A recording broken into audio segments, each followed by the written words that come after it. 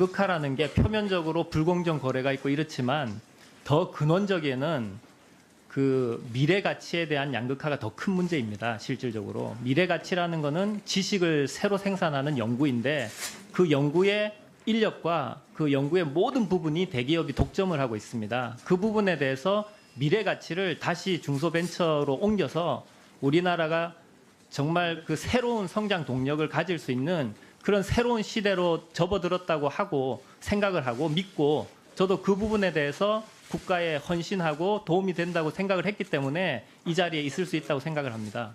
그게 제가 가지고 있는 역사관입니다. 네, 김경수 의원님 수고하셨습니다. 자, 후보자에게 제가 좀 주의를 줄 사항이 있는데요. 예. 지금 후보자는 여러 위원님들께서 뉴라이트 사관에 대해서 질의를 할 때 지금까지 살아온 인생 중에서 한두 가지 사건으로 전체를 판단하는 오류를 범하지 않았으면 좋겠다고 하는 것으로 마치 위원님들을 훈계하시는 쪽으로 지금 답변을 하고 있어요. 그래서 그 사항이 팩트인가 아닌가에 대해서만 확인하시고 그러한 지적이 본인의 생각과 다르면 맞다 아니면 다르다 저기하시지 지금 그러한 것에 대해서 답변하는 후보자에 대해서 판단하는 것은 평가하는 것은 나중에 저희 위원님들이 하실 몫이지 후보자의 몫이 아니다 한 점을 제가 주의를 드립니다. 명심하겠습니다. 네. 다음은 이철우 위원님 질의하시겠습니다. 예. 후보자 개인 문제도 있지만은 지금 인사청문 대상자가 31명인데 그중에 22명이 대통령이 제시한 5대 인사 원칙을 어긋나는 그런 인사를 했는데 4명은 스스로 사퇴했지만 대부분은 장관으로 임명이 되었습니다. 후보자도 이 중에 5대 원칙 중에 언론에 났는 것만 해도 3가지가 입에 대가 있습니다. 여기에 대해서 어떻게 생각하는지 5대 원칙을 지켜야 되는지 안 지켜도 되는지 또 버티면 장관이 된다고 생각하고 있는지 말씀해 보시고. 제가 그 판단하기에 5대 원칙 중에 제가 그 위법을 한 부분은 그 다운계약서 부분이라고 생각을 합니다. 나머지는 저는 양심적으로 깨끗하다고 생각을 하고요. 그 부족한 사람이지만 그 위원님들께서 판단을 해서 기회를 주시면 뭐 국가를 위해서 최선을 다해 선신하도록 하겠습니다. 그럼 세금 탈루는 인정하는 거네, 그죠? 예, 인정합니다. 그다음에 박사학위 논문을 중복 게재했다는 것이 이것도 다 밝혀져가 있잖아요. 이것은 표절이라 생각 안 합니까? 답변 드려도 되겠습니까? 예. 실질적으로 제가 그 박사 과정을 할 때 그 12월에 박사 논문 그 심사를 받았고요. 그 전에 그 논문을 5월부터 10월까지 5편을 먼저 내었습니다. 그리고 그래서 인정하느냐 안 하느냐 인정할 수 없습니다. 저는 안 한다. 그러면 세금 탈루는 괜찮다 이렇게 생각하는. 아까 그건 인정했으니까. 그건 인정합니다. 네. 인정하면은 자진 사퇴할 용의가 없느냐? 그렇게 물으면 어떻게 답변? 방금 말씀드렸다시피 부족하지만 기회를 달라. 네, 의원님들의 평가에 맡기도록 하겠습니다. 그리고 박태준 포철 전 회장님이 예, 포항공대를 만들었잖아요. 맞습니다. 또 포항제철을 만들고. 맞습니다. 그리고 우리가 그렇게 어려운 시기에 포항제철을 만들었기 때문에 우리 산업이 꽃을 피울 수 있었다. 그렇게 인정하죠. 맞습니다. 인정합니다. 그 박태준 회장은 박정희 대통령이 포철을 만들어라 이렇게 지시를 해서 오늘날 대한민국을 만들었다고 생각합니까? 박정희 정권 때 그 산업화가 성공했다는 건 인정을 하지만 그것은 한 사람의 힘이 아니고 전 국민의 노력으로 이루어졌다고 생각합니다. 이거 당연하지. 한 사람이 어떻게 합니까? 그러나 박태준 회장을 존경하죠. 존경합니다. 그 박정희 대통령에 대해서는 똑같은 생각을 가지고 있죠. 똑같은 생각은 가지고 있지 않습니다. 아니 포항제철을 만들고 한 그런 부분에 대해서 물론 공과 가가 있는데 그걸 이야기하려고 하는 게 아니고 그걸 잘했다고 생각하느냐 원하느냐. 후보자가 대부분 그런 분을 존경하고 잘했다고 이야기했다가 그건 내 뜻이 아니다. 또 이렇게 번복한 적이 있더라고요. 역사관에 대해서. 그래서 저는 장관이 되면 자기 철학이 뚜렷해야 되고 소신이 있어야 되는데 왜 그런 것을 번복을 하느냐. 거기에 대해서 묻고자 합니다. 저는 번복, 번복했는 게 아니라고 생각합니까? 예, 번복하지 않았다고 생각합니다. 그러면 기자회견을 해서 말씀하신 게 그건 내 뜻이 아니었다. 이렇게 이야기한 건 본인이 번복했다고 생각 안 한다 이 말입니까? 어떤 부분이 제 뜻이 아니었다고? 아니 그때 우리 여러 가지 이야기 중에 박태준 회장이 했는 거라든지 그다음에 신보수에 대해서 그렇게 이야기한 것 등등에 대해서 사람을 초청하고 했는 일이 내 스스로 했는 게 아니다. 나는 거의 참여만 했을 뿐이다. 이렇게 이야기한 적이 있잖아요. 아, 그 변희재 씨 관련해서는 제가 그 연결만 시켜드린 게 맞고요. 이영훈 교수 추천해서는 제가 한 일이 맞습니다. 자, 시간이 없으니까 마지막 하나 더 물어보겠습니다. 앞으로 중소기업, 소상공인들 해야 되는데 최저임금 때문에 나라가 굉장히 어렵고 그분들이 고통을 많이 이야기합니다. 우리나라를 떠나야 되겠다는 사람들도 많이 있습니다. 소상공인, 중소기업을 위해서 최저임금을 계속 이런 식으로 올릴 수 있는지 또 내년에 가서 어떻게 결정할 수 있는지 장관으로서 한번 이야기를 해보죠. 장관 후보자로서. 예, 기본적으로 소득주도 성장이나 OECD의 그 이제 인건비 구조로 보면 최저임금 올리는 부분에 대해서는 동의를 하지만 그 금방 위원님께서 말씀하신 것처럼 소상공인들과 중소기업의 그 경영의 압박은 그 크다고 생각을 합니다. 그래서 그 정책 그 종합 대책을 이제 마련해서 발표를 했다고 제가 알고 있고요. 그 이후에도 이제 정책 금융으로 3조, 그다음에 카드, 뭐 그 이제 불공정 개선 이런 종합적인 대책이 마련돼서 그 피해를 최소화하고 현장의 목소리를 그 들어서 최소한 잘 진행하도록 하겠습니다. 네, 이철호님 수고하셨습니다. 다음은 조배수 의원님 질의하시겠습니다. 네, 전북 익산을의 조배수 의원입니다. 아까 그 요거 한 가지 좀 확인을 하겠습니다. 그러면 변희재 초청과 관련해서는 우리 후보자께서는 연결만 시켰다 이렇게 말씀하셨어요? 맞습니다. 추천한 건 아니고요. 추천은 안 했습니다. 근데 또 보면 그때 간담회 주최했던 그 기술창업교육센터장이 변 씨를 추천한 사람은 박 후보자다 이렇게 진술을 했고 이게 CBS에 보도가 됐어요. 예. 그러면은 이 부분은 사실과 맞지 않는다면 누군가는 지금 거짓말하고 있다는 거네요. 그렇죠?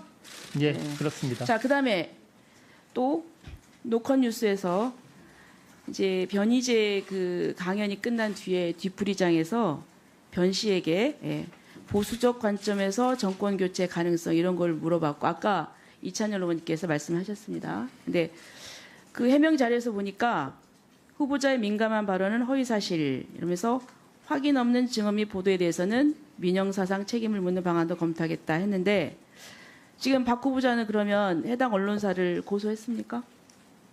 아직 안 했습니다. 아직 안 했어요. 하실 계획이에요? 청문회 준비팀들과 논의하도록 하겠습니다.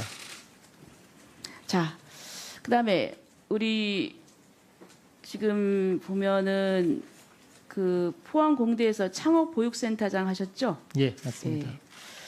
예. 보육센터장이면 그 창업 그 보육도 하시고 자문도 하시고 그래야 되는데 지금 그 당시 보육 기업인 펩토펩, 팸도펩입니까? 네, 햄토펩 예. 바이오메드입니다. 그래서 주식 받으셨어요? 예, 예, 무상으로. 받았습니다. 예. 근데 창업 보육 정책의 책임자가 대상 기업으로부터 주식 받는 게 적절합니까? 그 당시에는 뭐 학교도 저도 그 이 대표도 그 부분을 인지 못한 부분에 대해서는 이제 잘못됐다고 생각하고요. 이번에 청문회 준비하면서 그 부분은 잘못됐다고 생각하고 백지 신탁이나 아니면 돌려주든지 자, 이제 이래서 하도록 문제가 하겠습니다. 되는 겁니다. 그래서 지금 중소벤처기업부 장관이 되시면 이런 기회가 굉장히 많을 것인데 평소에 그런 마인드를 가지시고 그렇게 한다면 저희들이 이게 고양이 앞에 생선 맡기는 꼴이 아니냐 지금 이런 걱정을 하고 있는 겁니다. 자, 그다음에 PT를 좀 띄워주시죠. 지금 이제 아까 우리 후보자의 역사관에 대해서 쭉 그 얘기를 했는데 지금 보면 이런 발언을 하셨고 그다음에 처음 거 넘겨보세요. 처음 거로 되돌아가서 예. 지금 이제 처음 거는 청와대가 그 해명한 것이고 두 번째는 여기에 대해서 그 분노하고 있는 그 이창희 박사가 오마이뉴스에 그 기고한 글입니다. 그다음에 또 띄워줘 보세요. 자, 그다음에 과학기술자는 역사관도 필요 없는 도구적 존재가 아닙니다. 과학기술자 이전에 우리는 모두 민주사회의 시민입니다. 지금의 청와대가 과학기술을 여전히 경제발전의 도구로만 여기고 있는 건 아닌지 의문입니다. 성명서를 냈어요. 보셨죠? 지금 박성진 후보자가 기자회견에서 말한 변명 때문에 이 공대 출신 기술자, 과학기술자들이 분노하고 있는 겁니다. 박 후보자가 박 후보자하고 청와대가 과학기술자들한테 지금 모멸감을 주고 있어요. 어디 후보자 제가 의견을 좀 물어보겠습니다. 과학기술자는 헌법도 모르고 왜곡된 역사관을 가지고 있어도 도구적인 유용성만 있으면 됩니까? 답변 드려도 되겠습니까? 간단하게 얘기해 보세요. 네. 그날 기자회견 때 제가 역사관은 아까 말씀드렸다시피 자랑스러운 대한민국이라고 말씀을 분명히 드렸고요. 단지 그 제가 관련된 의혹들, 건국절이나 이런 부분들에 대해서 잘 몰랐다고 말씀을 드린 거지. 그 제가 과학자들이 역사관이 없다고 그 말씀드린 건 아닙니다. 자, 그다음에 또 지금 후보자는 중소 벤처기업뿐만 아니라 소상공인에 대해서도 지금 정책을 펴야 됩니다. 그런데 제가 다음에 또 추가로도 물어보겠지만 지금 우리나라 중소벤처기업부 예산이 내년 예산이 얼마입니까? 그 8조 5,800억 정도 된다고 알고 있습니다.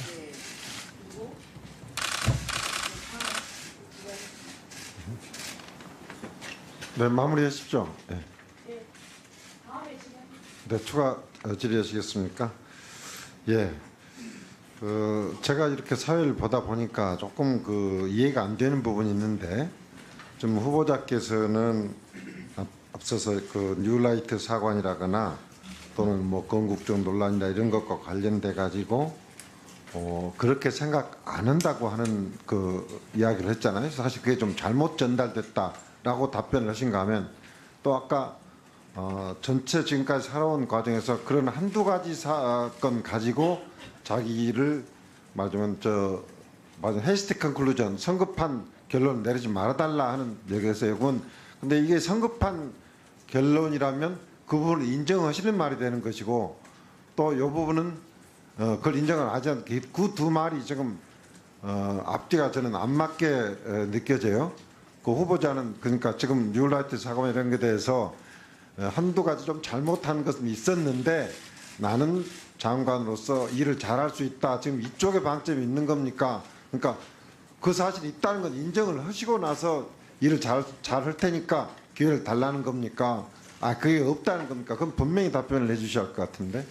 답변 드리도록 하겠습니다. 네. 저는 말씀드렸다시피 변희재 씨 그리고 이용훈 교수를 평소에 딱 한 번 만났습니다. 제가 그 뉴라이트나 이런 부분에 대해서 관련은 전혀 없다고 말씀을 드릴 수 있겠습니다. 네, 수고하셨습니다. 다음은 김병관 의원님 질의하시겠습니다. 뭐 답변을 저는 좀 만족스럽진 않은데요. 방금 전에 이용훈 교수 말씀을 하셨는데 이용훈 교수의 생각을 학생들이 한번 들어보면 좋겠다 이런 판단을 하신 건가요? 답변 드려도 되겠습니까? 8월에 그 교수님들하고 이제 저랑 가까운 교수님들하고 논의를 한 게 미국의 그 CEO가 가장 많이 배출된 그 학과가 역사학과다. 왜냐하면 CEO는 사람들의 그 리더인데 결국 사람에 대해서 가장 잘 알려주는 게 역사다. 이런 논의가 한번 있었습니다. 그래서 그 당시에 인터넷을 하다 보니 이제 그 이용훈 교수님이 책도 쓰시고 경제학자로서 역사책도 쓰고 그래서 초청을 하게 된 것입니다. 그러면 그 당시에 이용훈 교수가 과거에 어떤 주장들을 해왔었는지는 혹시 알고 계셨나요? 그렇게 깊게 조사를 못하고 8월에 기계공학과 세미나를 만들었을 때는 한 교수님도 그거에 대해서 반대를 하시거나 이 이의를 제기하신 적이 없었습니다. 그러면 초청을 하실 때는 그분이 어떤 생각을 구체적으로 가지고 계신지도 잘 몰랐고 본인과 어떻게 비슷한 생각을 하고 계시는지 그런 것들에 대해서도 미처 몰랐다 이렇게 말씀하시는 건가요? 깊게 몰랐습니다. 네, 알겠습니다.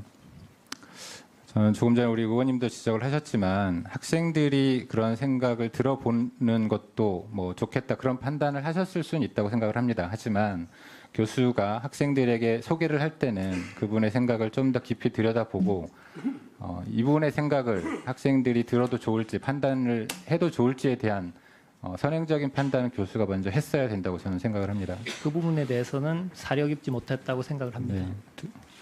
그리고 조금 전에 이제 테라클 관련해서 연구 영역 보고서 내용을 말씀을 하셨는데 그 내용의 핵심이 뭐죠? 그 내용의 핵심은 미래 대학의 변화이고요. 그 큰 두 가지가 하나는 창업을 해야 된다.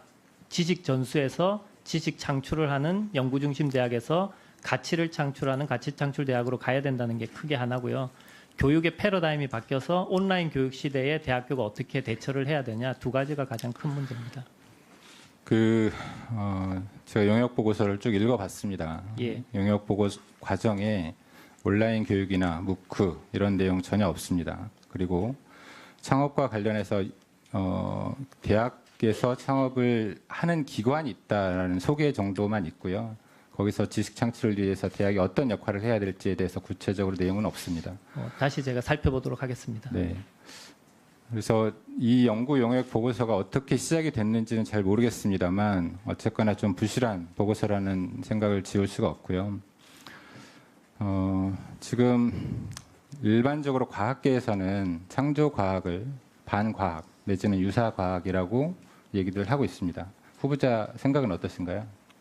저는 기본적으로 하나님을 믿는 기독교인으로 창조 과학이 아니라 창조론을 믿고 있다고 말씀드린 거 그대로고요. 창조 과학에 대해서는 그분들의 생각이고 그분들의 그 논의에 대해서는 뭐 국민으로서 존중을 해드려야 된다고 생각을 합니다. 그렇게 객관적으로 말씀하실 입장은 아닌 것 같고요. 창조과학회 이사로서까지 활동을 하셨기 때문에 마치 남의 학회 얘기하듯이 남의 뭐 얘기하듯이 말씀하실 입장은 아닌 것 같습니다. 구체적으로 창조과학이 비과학이다, 반과학이다, 유사과학이다 이런 입장을 가지고 계신가요? 그런 거는 가지고 있지 않습니다. 그러면 창조과학자들이 주장하는 바에 대해서 동의하시는 입장이신가요? 창조과학자들이 과학적인 방법론으로 그 전문가들에 의해서 입증된 그런 부분에 대해서는 당연히 인정해야 된다고 생각을 합니다. 그러면 직접적으로 지구의 나이가 몇 살이라고 생각하시나요? 지구의 나이가 신앙적인 나이와 과학적인 나이가 저는 틀리다고 생각합니다. 창조과학 본인의 생각을 여쭤보는 겁니다. 후보자 입장에서 보기에 지구의 나이는 어떻게 되나요? 그 부분에 대해서 제가 말씀드리면 창조 신앙을 믿는 입장에서는 교회에서는 6,000년이라고 얘기를 하고 있습니다. 그리고 그 과학자들이 그 근거를 해서 여러 가지 탄소 동위원소나 이런 부분에 근거를 해서는 제가 여쭤보는 거는 창조 과학자들은 과학적인 근거를 가지고 6,000년이라고 주장을 하고 있습니다. 그 부분에 대해서 후보가 동의하시나요? 동의하지 않습니다. 저는 신앙적으로 믿고 있습니다. 네, 김병관 의원님 수고하셨습니다. 다음은 새민중정당의 김종훈 의원님 질의하시겠습니다. 예, 박성진 후보자님. 제가 보건 데는 박성진 후보자는 촛불 정신에도 어울리지 않고 문재인 정부의 국정 철학에도 맞지 않는 것 같습니다. 후보자 스스로 지명을 거절했어야 되는 것 아닌가 이렇게 먼저 생각을 해보게 됩니다.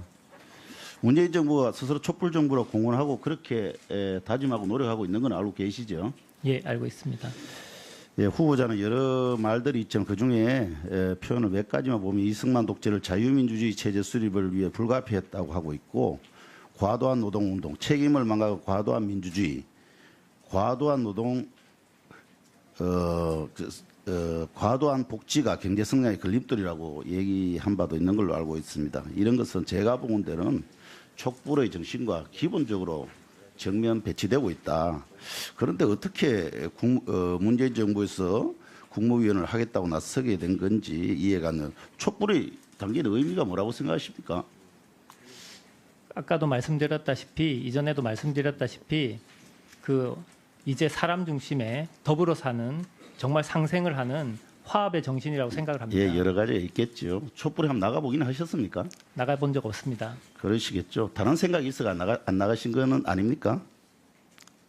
뜻이 달랐던 거 아닙니까?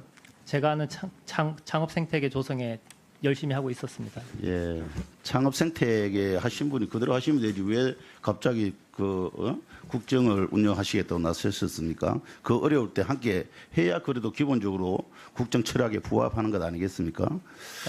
촛불 정신의 핵심 가운데 박근혜 정부의 적폐를 청산하는 것이 있습니다. 여기에 대해서 동의하십니까? 동의합니다. 예, 대표적인 박근혜 적폐가 있다면 한 두 가지 정도 말씀해 보시죠. 비선 실세 그 국정농단 사건하고 그다음에 그 블랙리스트 이 정도 기억하고 있습니다. 그 정도 두 개 정도를 청산해야 된다. 예, 좋습니다. 혹시 후보자는 누가 추천을 했는가요? 잘 모르겠습니다. 잘 모르겠습니까? 그럼 어떻게 여기 와 있죠? 청와대 그 인사 쪽 실에서 갑자기 연락이 왔던가요? 연락이 왔습니다. 혹시 문모 청와대 과학기술보좌관하고는 포항공대 동기시죠? 맞습니다. 예. 혹시 그분하고 뭐 인맥관계로 추천된 건 아니신가요? 그분은 제가 확인할 수는 없었습니다. 확인할 수 없는데 대체적으로 그럴 가능성은 있는 거죠. 그거 없으면 뭐 전혀 모르는 사람이 누가 추천을 해도 했을 거 아닙니까? 그죠? 어떤 인맥관계에 의해서. 예, 알겠습니다. 언론을 통해서 여러 가지 후보자 역사관, 사회관 등이 보도되고 있는데 현 정부는 촛불 정신을 이해받겠다고 하고 있습니다. 그러니까 제가 후보자의 발언이나 여러 가지 보고서를 보면 도저히 촛불 정신과 부합하지 않아요. 이 정도라면 현 정부 이념과 저는 같다고 생각할 수 없습니다. 그렇다면 적어도 현 정부 생각이 뉴라이트 이념이 아니다는 걸 알고 계시죠? 이제 알게 되었습니다. 이제 알게 되었다고요. 네, 후보로 지명받고 뉴라이트 이념과 아니라는 것을 예. 이제 생각이 달라진 것이겠죠. 이제 그죠? 생각이 달라져서 예, 국무위원 또 하시고 해야 되니까 그렇게 생각하시는 것이라고 보는 게 맞겠지요. 그죠? 답변 분명하게 드려도 되겠습니까? 말씀하셔야죠. 자기 입장을 그렇게 말씀하시면 안 된다고 생각. 좋습니다. 그럼 계속 몰랐다고 말씀하는데 제가 보면 아직 그 공학도로서는 굉장히 탄탄하게 그 지휘와 역할도 하고 계시고 또 앞으로 뭐 유망하다고 생각하는데 이 정도 생각을 가지고 계시다면 학자로서 살아가기 위해서라도 또 앞으로 자신의 어떤 철학을 가지고 살아가기 위해서라도 이념에 부합하지 않는다고 당당히 얘기하고 그만두셔야 되는 것 아닙니까? 어떻게 생각하십니까? 답변 드려도 되겠습니까? 짧게 말씀해 보시죠. 이념의 문제라기보다 지금 그 연구가 과거에 추격형일 때는 연구 성공 확률이 100%였습니다. 지금 연구 성공을 묻고 있는 건 아니고요. 예.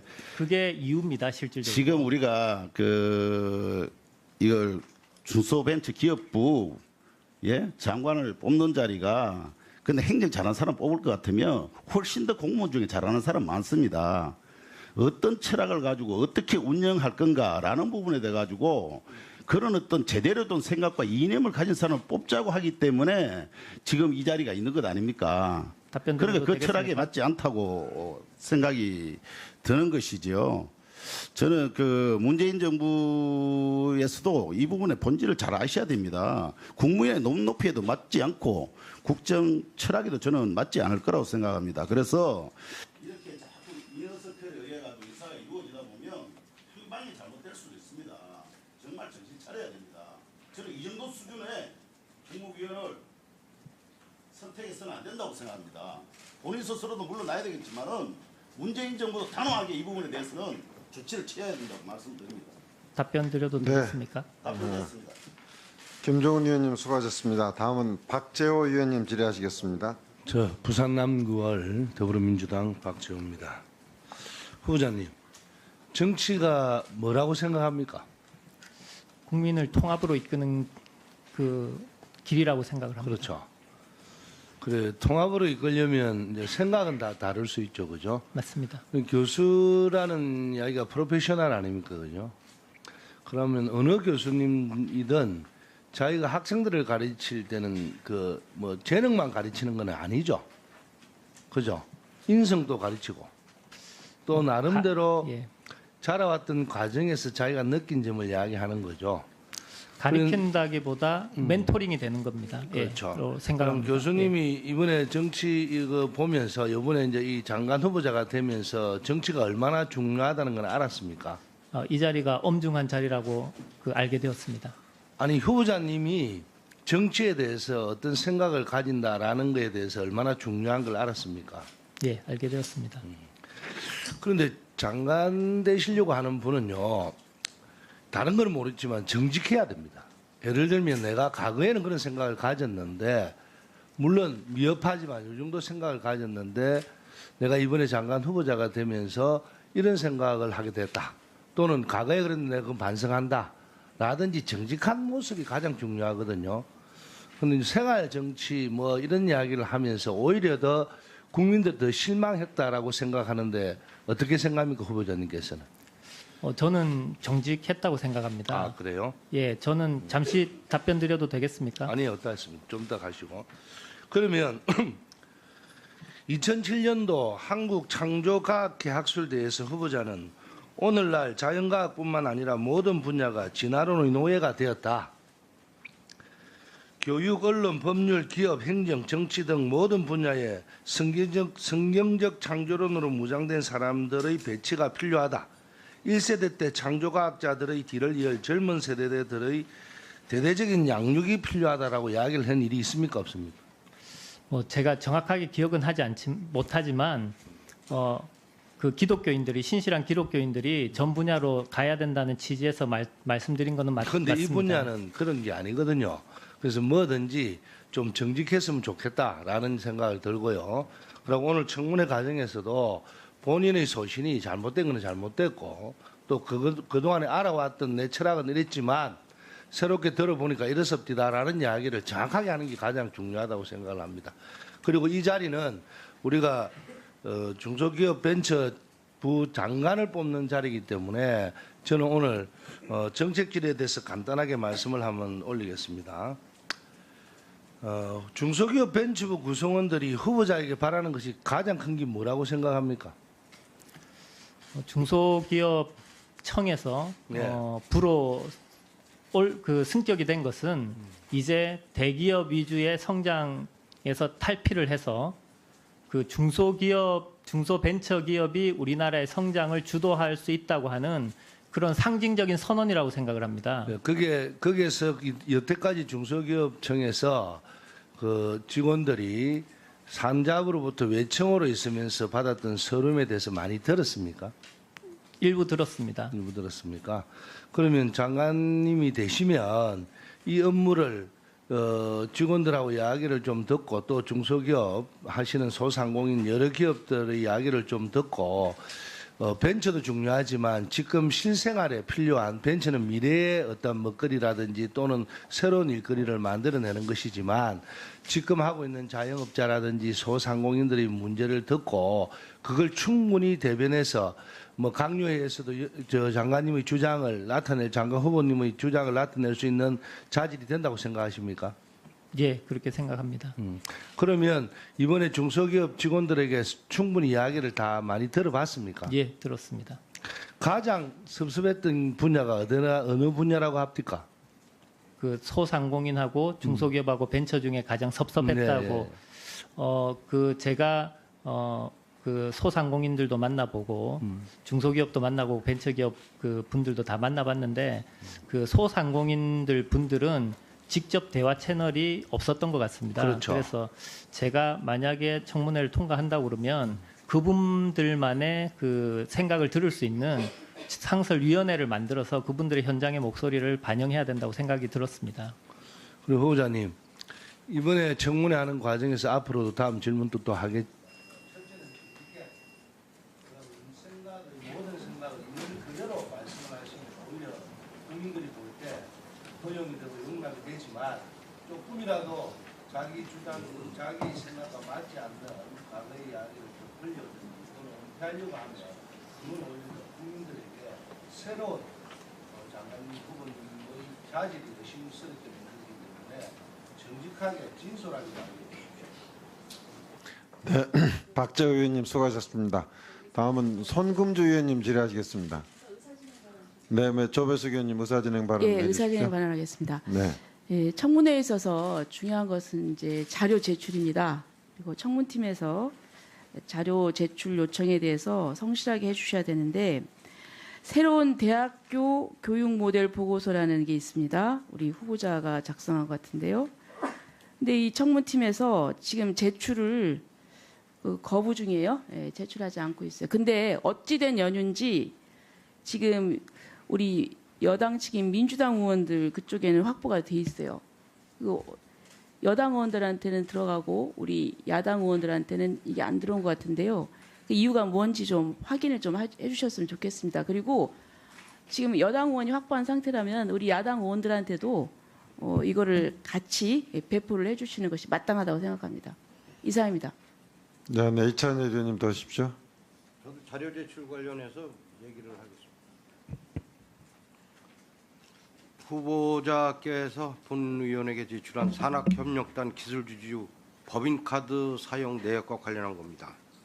2013년 1월 6일 국내 여비 명목으로 강원랜드에서 60만 원을 지출을 했습니다. 해당 비용을 어떤 목적으로 누구와 사용한 것인지 구체적인 자료를 또 제출을 해주기 바랍니다. 또한 2016년 여러 차례에 거쳐 기술정보활동비 명목으로 다양한 곱창집을 방문하셨습니다. 누구와 어떤 목적으로 갔는지, 기술정보활동비 집행요건이 어떻게 되는지, 절차와 용도에 맞게 사용한 건 맞는지 관련 규정이 있다면 해당 자료를 제출해 주시기 바라며 없다면 부적절한 지출에 대해서 적극적으로 소명해 주시기 바랍니다. 자, 우리 후보자께서는 지금 위원님들이 요청하신 자료에 대해서 좀 신속하게 제출을 해주시고, 아까 조배석 의원님께서 그 질의하신 내용 중에 요청 자료를 여야 의원님들 간에 차별적으로 지금 배포가 된 사실에 대해서는 지금 답변을 해주시기 바랍니다. 사실 그 자료는 4명만 가지고 있는 자료고요. 그 자료는 실질적으로 그 테라클이라는 데서 오픈해도 된다고 하는 이제 그 허락을 맡아야 되는 걸로 알고 있습니다. 그래서 아마 지금 저는 가지고 있으신 분들이 어떻게 입수를 하셨는지 연구윤리 문제가 있지 않을까 이렇게 생각이 좀 들고요. 아마 저희들 청문회 준비팀에서 배포한 적은 없는 걸로 알고 있습니다.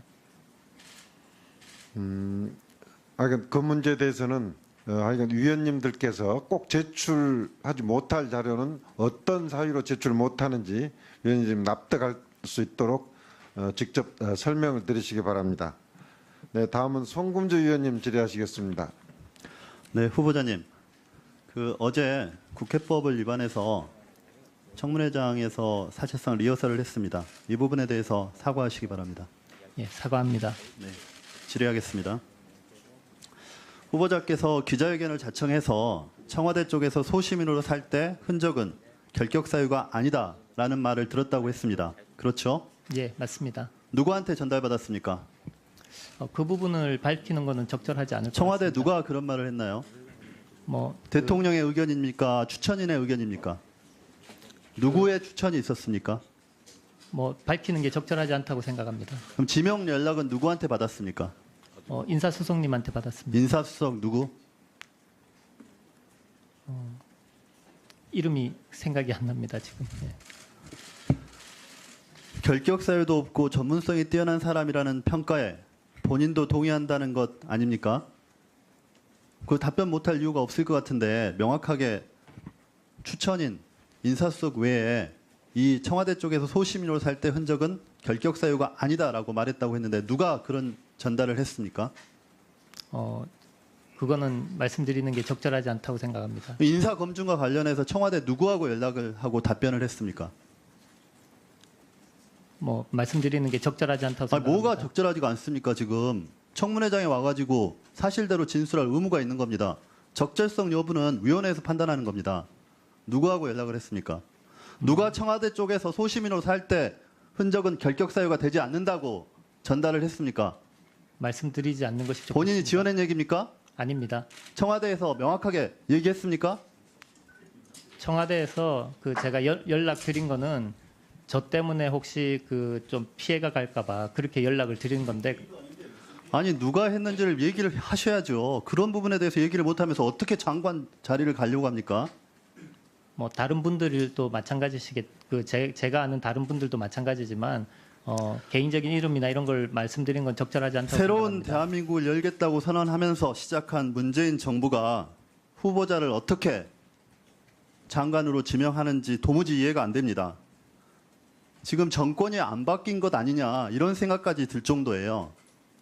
그렇기 때문에 질문을 하는 겁니다. 청와대 누가 전달을 했는지 소시민적의 흔적은 결격 사유가 아니다. 세상이 바뀌면 생각도 바뀝니까? 후보자는? 안 바뀝니다. 그럼 안 바뀐다고 얘기하셨으니까 세상이 바뀌기 전에 말했던 부분에 대해서도 책임을 져야 되는 것 아니겠습니까? 지역 칼럼에 쓰고 연구 보고서에 쓰고 그런 분이 이제 와서 짜깁기 했다. 모르는 것이다. 이게 답변이 됩니까? 답변 드려도 되겠습니까? 후보자와 후보자를 감싸는 청와대에 대한 과학계의 반발에 대해서 알고 있습니까? 어떻게 생각합니까? 과학가의 반발에 대해서 제가 정확하게 다 알지는 못하지만 제가 그 과학과 신앙을 한 번도 그 혼돈해서 생활한 적이 없습니다. 지금 후보자에 대해서 뉴라이트 역사관 지적이 있습니다. 후보자가 여러 가지 생각을 할 수는 있습니다. 헌법상 사상의 자유가 있습니다. 그러나 후보자가 생각하고 있는 내용에 대해서 명확하게 밝히지 않고 시대가 바뀌었으니까 생각이 바뀌었다. 이런 식의 접근은 타당하지 않다는 것입니다. 건국과 정부 수립의 개념을 모르겠다. 뉴라이트는 들어본 적도 없다. 시민사회 활동을 하지 않았기 때문에 몰랐다.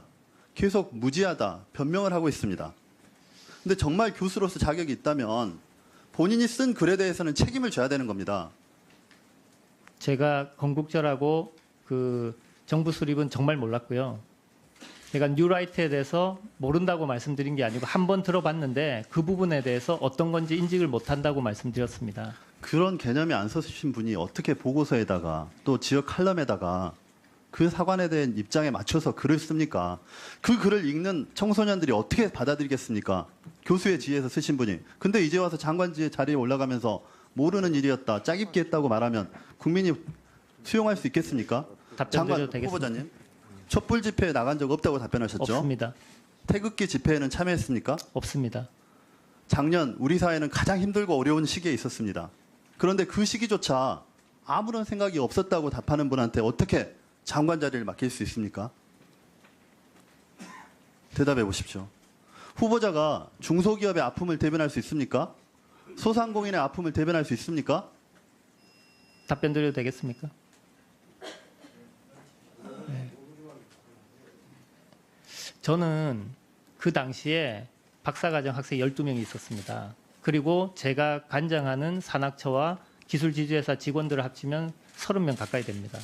매년 6억의 연구비를 따와야 되고 또 거기에서 창업 생태를 만들어야 되는데 정말 다른 교수님들보다 2배 이상의 연구를 하고 노력을 했습니다. 아마 저같이 사는 사람들도 집회를 안 나가도 저같이 사는 사람들이 상당히 많을 거라고 생각합니다.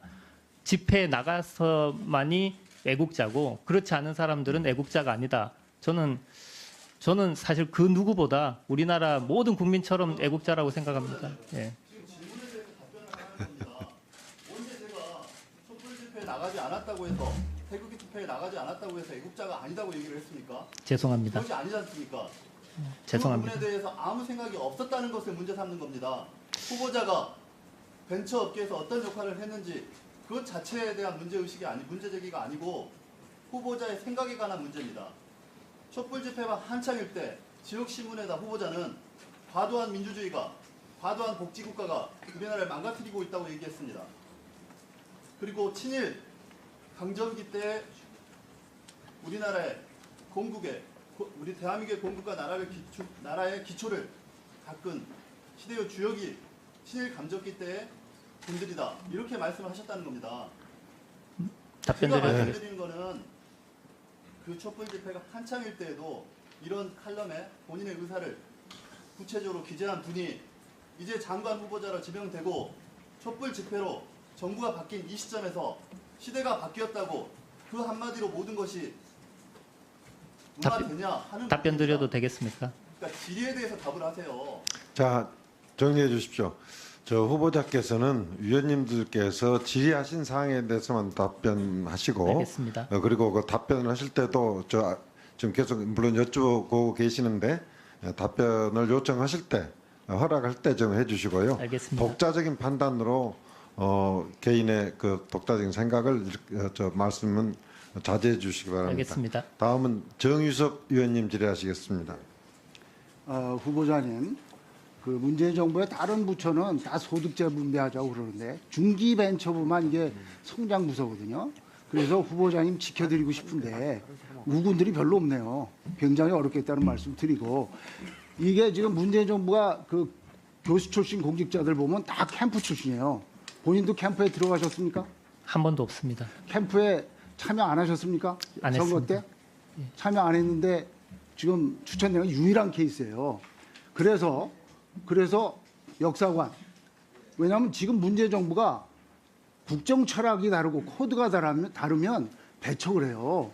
배척을 하는데 저희가 볼 때는 그 후보자의 역사관, 국정 철학을 좀 확인해 보고 싶어요. 대한민국의 1948년에 건국해서 지금까지의 역사가 자랑스럽습니까? 부끄럽습니까? 저는 자랑스럽다고 생각합니다. 자랑스럽죠.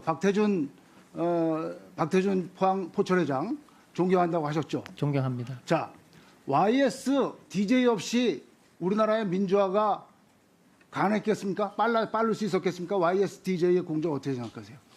민주화에 대해서 엄청난 공적이 있다고 생각합니다. 자, 이승만 없이 우리나라가 공산 체제로 되지 않고 자유 민주 체제로 될 수 있는 게 이승만의 공이 있다고 생각하십니까? 없다고 생각하십니까? 이승만 대통령이 초대 그 대통령으로서 자유민주주의를 만드신 데 공헌은 있다고 생각을 합니다. 그렇죠.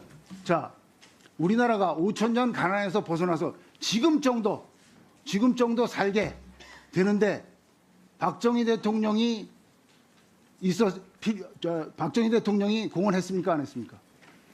아까도 말씀드렸다시피 이승만 정권, 그다음에 박정희 정권이 민주주의를 만들고 4.19 의거가 나고 그다음에 뭐 세계적인 어떤 그 경제 국가가 된 것은 그 정부에서 한 게 맞고요. 그렇지만 그게 한 사람에 의해서 되었다고 생각을 안 하고요. 전체 국민의 어떤 마음이 합쳐져 가지고 되었다고 생각을 합니다. 자, 2차 대전 후에 식민지 국가에서 독립해서 우리나라 같이 이 정도 선진국으로 올라온 나라 있습니까? 한 나라도 없습니다. 거기에 가장 큰 공헌을 한 사람이 누굽니까? 전체 국민이 같이 했다고 박정희 생각합니다. 대통령이에요. 박정희 대통령이 있었기 때문에 우리나라가 이 정도의 선진 산업 국가가 된 겁니다. 그거 다 그렇게 얘기해 놓으시고 왜 여기서 또 오락가락 하세요? 오락가락 한 적이 없고요. 제가 답변 드려도 되겠습니까? 아니, 지난번 8월 30일 날 기자회견할 때 역사의 무지에서 생긴 일이라고 그랬어요. 그 전에 논법하고 달라요. 기자회견할 때 변명을 하셨거든. 근데 이거에 대해서 포항공대 문원규 교수 아시죠? 네, 알고 이분 있습니다. 거짓말이라고 그랬어요. 본인 이 변명이 학교에서 뉴라이트 역사관, 그다음에 종교관 다 학생들한테 가르치신 분이다. 그렇게 문원규 교수가 얘기하셨어요. 이거 정직성에 문제 있는 거 아닙니까? 그거는 문원규 교수님 개인 생각이라고 그러고요. 제가 학생이나 또 우리 학생들이나 또 직원분들한테 일일이 다 연락을 한번 드렸습니다. 제가 정말 그렇게 한 적이 있느냐. 한 분도 그렇게 얘기한 적이 없습니다. 실질적으로. 그 지금 문재인 정부가요. 이 국정 철학이 다르면 바로 그 지금 적폐 청산한다고 국정 철학자고 우리나라가 역사가 자랑스러운 역사라고 생각한 사람이면 적폐청산해갖고 막 블랙리스트에서 떨려나요.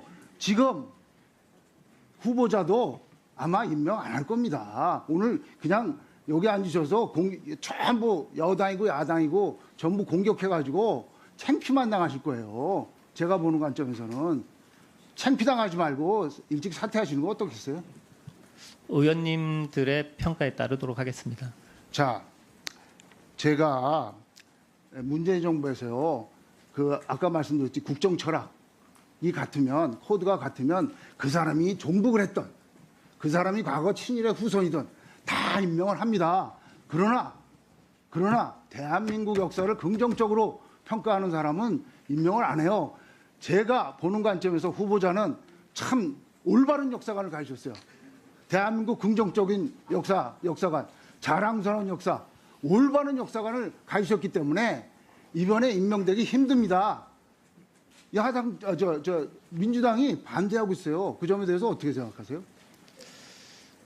그 점에 대해서 제가 생각하는 그 미래에 대해서 말씀을 드려도 되겠습니까? 얘기하세요. 예. 저는 이제 대기업 위주는 절대 안 된다고 생각합니다. 왜냐하면 그게 역사관입니다. 실질적으로 제가 다시 말씀을 드리겠습니다. 그 연구 결과가 5%만 상용화 가능합니다. 그거를 대기업의 비용으로 절대 될 수가 없습니다. 그래서 기술 벤처가 생기는 것입니다. 그래서 기술 벤처에서 5%에서 40%까지 하고 그 다음에 M&A를 해서 대기업이 자기들이 잘하는 조직과 마케팅을 집어넣어서 새로운 사업을 만들어내는 게 전 인류가 만들어낸 것 중에 가장 경제적으로 혁신적인 방법이에요. 가장 효율적인 방법이고 그걸 만약에 우리가 하지 못한다면 중국과 인도가 따라와서 지금 누리는 게 없어지고요. 우리가 만약에 그걸 하게 된다면 4만 불, 5만 불로 갑니다. 다시 말씀드리면 제가 가지고 있는 역사관은 어떤 건가 하면 이제는 대기업하고 중소기업이 이제 서로 다투거나 이런 게 아니고 정말 상생을 하고 서로 협력하지 않으면 우리나라가 발전할 수 없겠다고 하는 그런 새로운 시대가 저는 열렸다고 생각을 하고요. 그런 입장에서 정말 창조 경제를 만들어야 되는 창업 국가를 만들어야 되는 거고 중소기업의 성장을 도와야 되는 거고 임금의 인력의 격차를 줄여야 된다고 저는 생각을 합니다. 그게 제가 가지고 있는 역사관입니다.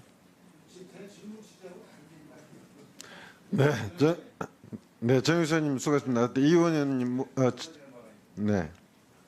존경하는 의원님, 정유섭 의원님 말씀하신 것에 대해서 제가 토를 달고 싶지는 않은데 조금 과한 부분이 있어서 좀 속기록에 남기 전에 좀 수정해 주셨으면 하는 개인적인 바람이 있어서 좀 말씀을 좀 드립니다.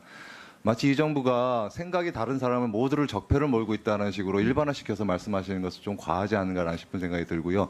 우리가 적폐청산을 했을 때 적폐라는 것은 사실은 법과 제도, 불공정과 불평등에 대한 문제에 있어서 이걸 구조적으로 편승하거나 의도했거나 권한을 남용했거나 이런 분명한 적법적인 절차를 어긴 부분에 대해서 적폐라고 얘기하는 것이 생각이 다르다고 적폐라고 해서 이 부분들을 몰아가거나 이걸 배척하거나 하는 것처럼 말씀하시는 게 좀 과다하지 않은가. 그래서 물론 생각이 다르실 수는 있겠지만 그 부분은 너무 일반화시킨 것이 아닌가 해서 좀 속기록을 조금 수정하시는 게 어떨까 좀 권고드리고 싶어서 좀 의사진행 발언했습니다.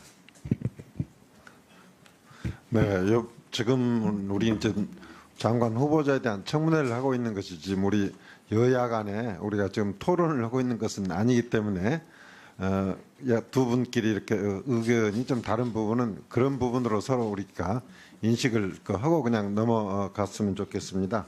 다음은 박정 의원님 질의하시겠습니다. 네, 파졸 출신 국회의원 박정입니다. 일단 후보자 되신 거는 축하드리겠습니다.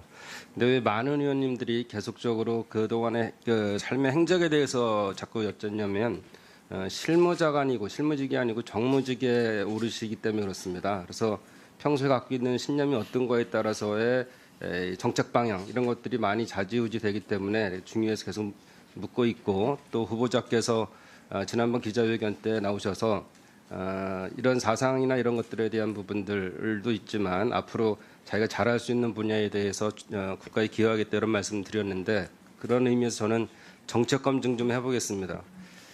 우리 지금 벤처가 있고 우리가 중소기업이 있는데 제일 걱정은 벤처 쪽에서 많이 계셨지만 중소기업 부분이나 특히 소상공인에 대한 개념이 어떨지 좀 걱정스럽습니다. 근데 우선은 오늘은 몇 번의 질문이 있으니까 우리 벤처 정책에 대해서 좀 질문을 해보겠습니다.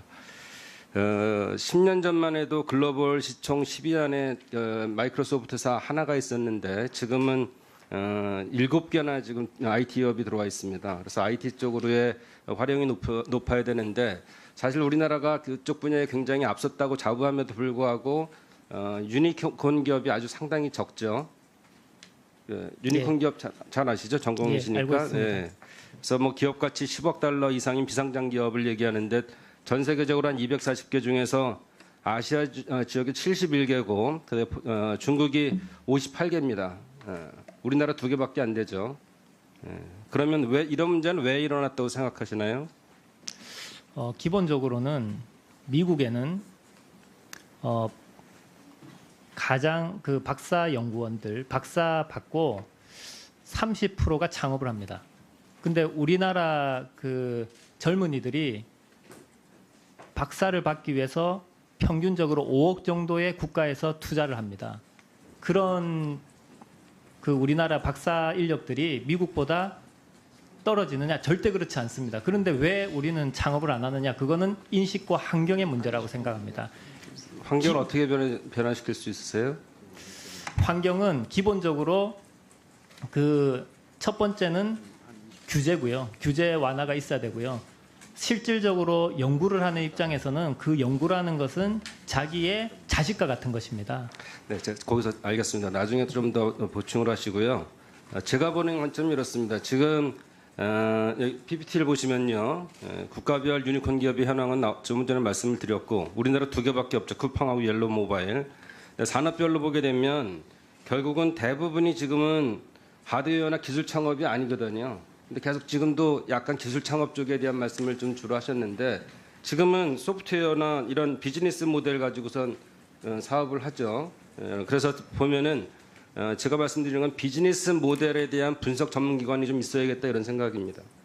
그래서 대부분 유니콘 기업 자체가 대부분 많은 부분의 비즈니스 모델을 통해서 공유경제를 만들어냄으로써 10억 이상의 유니콘 기업이 됐는데 그거는 지금 중국이라는 기업이 잘 아시는 것처럼 2014년에 11개로 시작해서 15년 17개 그리고 16년에 36개에서 올해 58개가 됐습니다. 이렇게 기하급수적으로 늘어나는 것은 공유 경제를 이해하고 그쪽에 대한 많은 투자를 하고 정책적으로 장려를 하는데 우리는 전혀 그걸 못하고 있어요.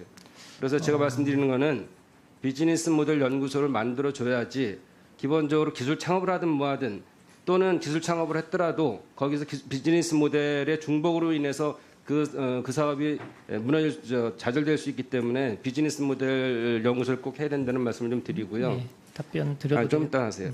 또 한 가지는 우리가 지금 제일 큰 문제가 4차 산업혁명으로 가면서 정보에 대한 이용에 대한 문제가 막혀 있어요. 규제적 일종의. 그래서 일본이나 이런 데들은 우회 정보를 이용하고 뭐 그런 방법들을 만들고 있는데 이 문제 어떻게 푸실 생각이세요? 규제는 반드시 혁파가 돼야 되고요. 특히 공공 데이터나 이런 부분들에 의해 가지고 새로운 신사업이 많이 만들어질 수 있습니다. 그 문제에 대해서는 국가적으로 풀지 않으면 저희들이 절대 갈 수 없다고 하는 그 가장 큰 그 전제가 있기 때문에 반드시 풀릴 거라고 생각을 합니다. 그러니까 원론적인 말씀 마시고 본인이 전문가시니까 그쪽 부분에 대해서 한번 말씀을 해보시려는 방법이 있는지 여쭤보는 거예요. 저희들은 잘 몰라서. 그 조금 시간이 걸려도 관계 없습니까? 네. 예. 그 기본적으로 부가가치라는 거는 인력 구조에서 나오고요. 인력이 그 대기업하고 벤처기업하고 중소기업하고 같아져야지 부가가치가 일단 나온다는 게 가장 큰 전제입니다. 그리고 난 다음에 아까 제가 말씀드렸다시피 우리가 지금 4차 산업혁명이나 서비스 산업이나 이런 부분을 할 수 있는 기술은 다 있습니다. 인력도 있습니다. 그거를 개발한 사람 입장에서는 그것이 자식입니다. 그런데 분위기가 대기업으로 가야 된다? 아니면 그거를 해도 자기가 할 수 없다 그러면 해외로 갈 수밖에 없습니다. 그래서 실리콘밸리에 가보십시오. 우리나라 젊은이들이 많이 있습니다. 그거를 우리나라로 끌어올 수 있는 것은 결국 규제를 완화하고 그 사람들한테 꿈과 희망을 실어주는 것입니다. 정보 이용에 대해서 어떻게 할 건지 질문했는데 원론적인 답변을. 네, 박정 의원님 수고하셨습니다. 잠시 회의 진행 안내드리겠습니다. 우리 오전 회의는 김수민 의원까지 진행을 하고 잠시 오찬을 위해서 정회를 하도록 하겠습니다. 다음은 송기현 의원님 질의하시겠습니다. 예, 강원도 원주을의 송기현 의원입니다. 우리 장관 후보자께서 여러 가지 면에서 질책을 많이 받으시고 문제가 있다는 것을 아마 언론을 통해서도 들으셨기 때문에 많은 생각을 하셨을 것 같습니다. 여러 가지로 전문적인 능력이 있다는 얘기가 있었지만 여러 가지 역사관 이런 거에 대해서는 상당히 아쉬운 점이 많이 있어요. 저희도 그렇습니다. 그런데 그럼에도 불구하고 우리 제일 첫 번째 취임하는 중기장관으로서 역할을 제대로 할 수 있다면 저희들도 그 부분을 평가해보고 싶다 이런 취지입니다. 그런 취지 잘 아시겠죠? 알겠습니다. 우선 문제가 되고 있는 거 하나 물어보겠습니다. 창조과학 관련돼 가지고 말씀하시는데요. 많이 됐는데 그 창조과학에 관련돼서 특히 바이오 부분에 대해서는 걱정하는 분들이 많이 있습니다. 아무래도 그 기본적인 원리에 있어서 충돌하는 부분이 있다고 하면 장관으로서 그 부분에 대한 제한이 생기지 않을까 하는 것이 우려 중에 하나입니다. 어떻습니까? 뭐 우려에 대해서 그런 논란이 있다는 데서는 사과를 드리고요. 그 포항공대에서 그 기술 이전 수입료나 창업되는 회사를 보면 반 이상이 바이오 기업입니다. 저는 그런 쪽에 다 바이오 중에서도 그 근본적인 부분이 있을 수 있잖아요, 그죠? 태아나 그 이중으로 들어가면 이랬을 때 그런 경우에 이제 문제가 될 수 있단 말이죠. 거기에 지장이 되지 않겠어요? 과학적인 측면에서 판단을 해서 문제가 없으면 저는 지원을 할 생각입니다. 그리고 또 하나 우리 걱정이 뭐냐면 장관 후보자는 벤처 부분에서는 굉장히 경력이 있지만 중소기업이나 이 부분에 대해서는 좀 우려가 많이 있어요. 과연 얼마나 갖고 계시는지 그 지식이 있으시고 경험이 있으신지.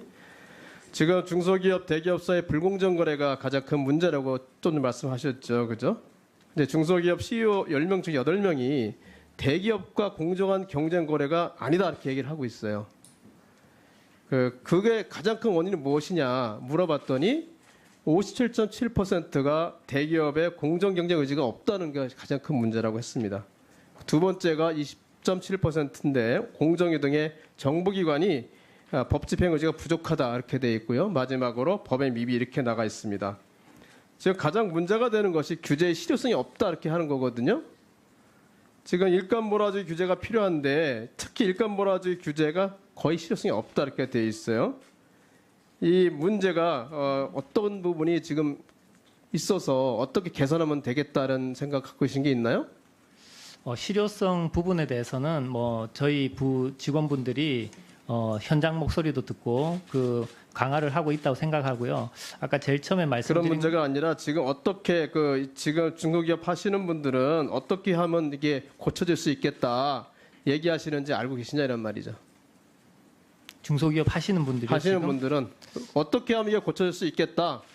일감 몰아주기가 이렇게 어떻게 하면 규제가 고쳐질 수 있겠다 생각하시는지 알고 계시냐는 말씀이시죠.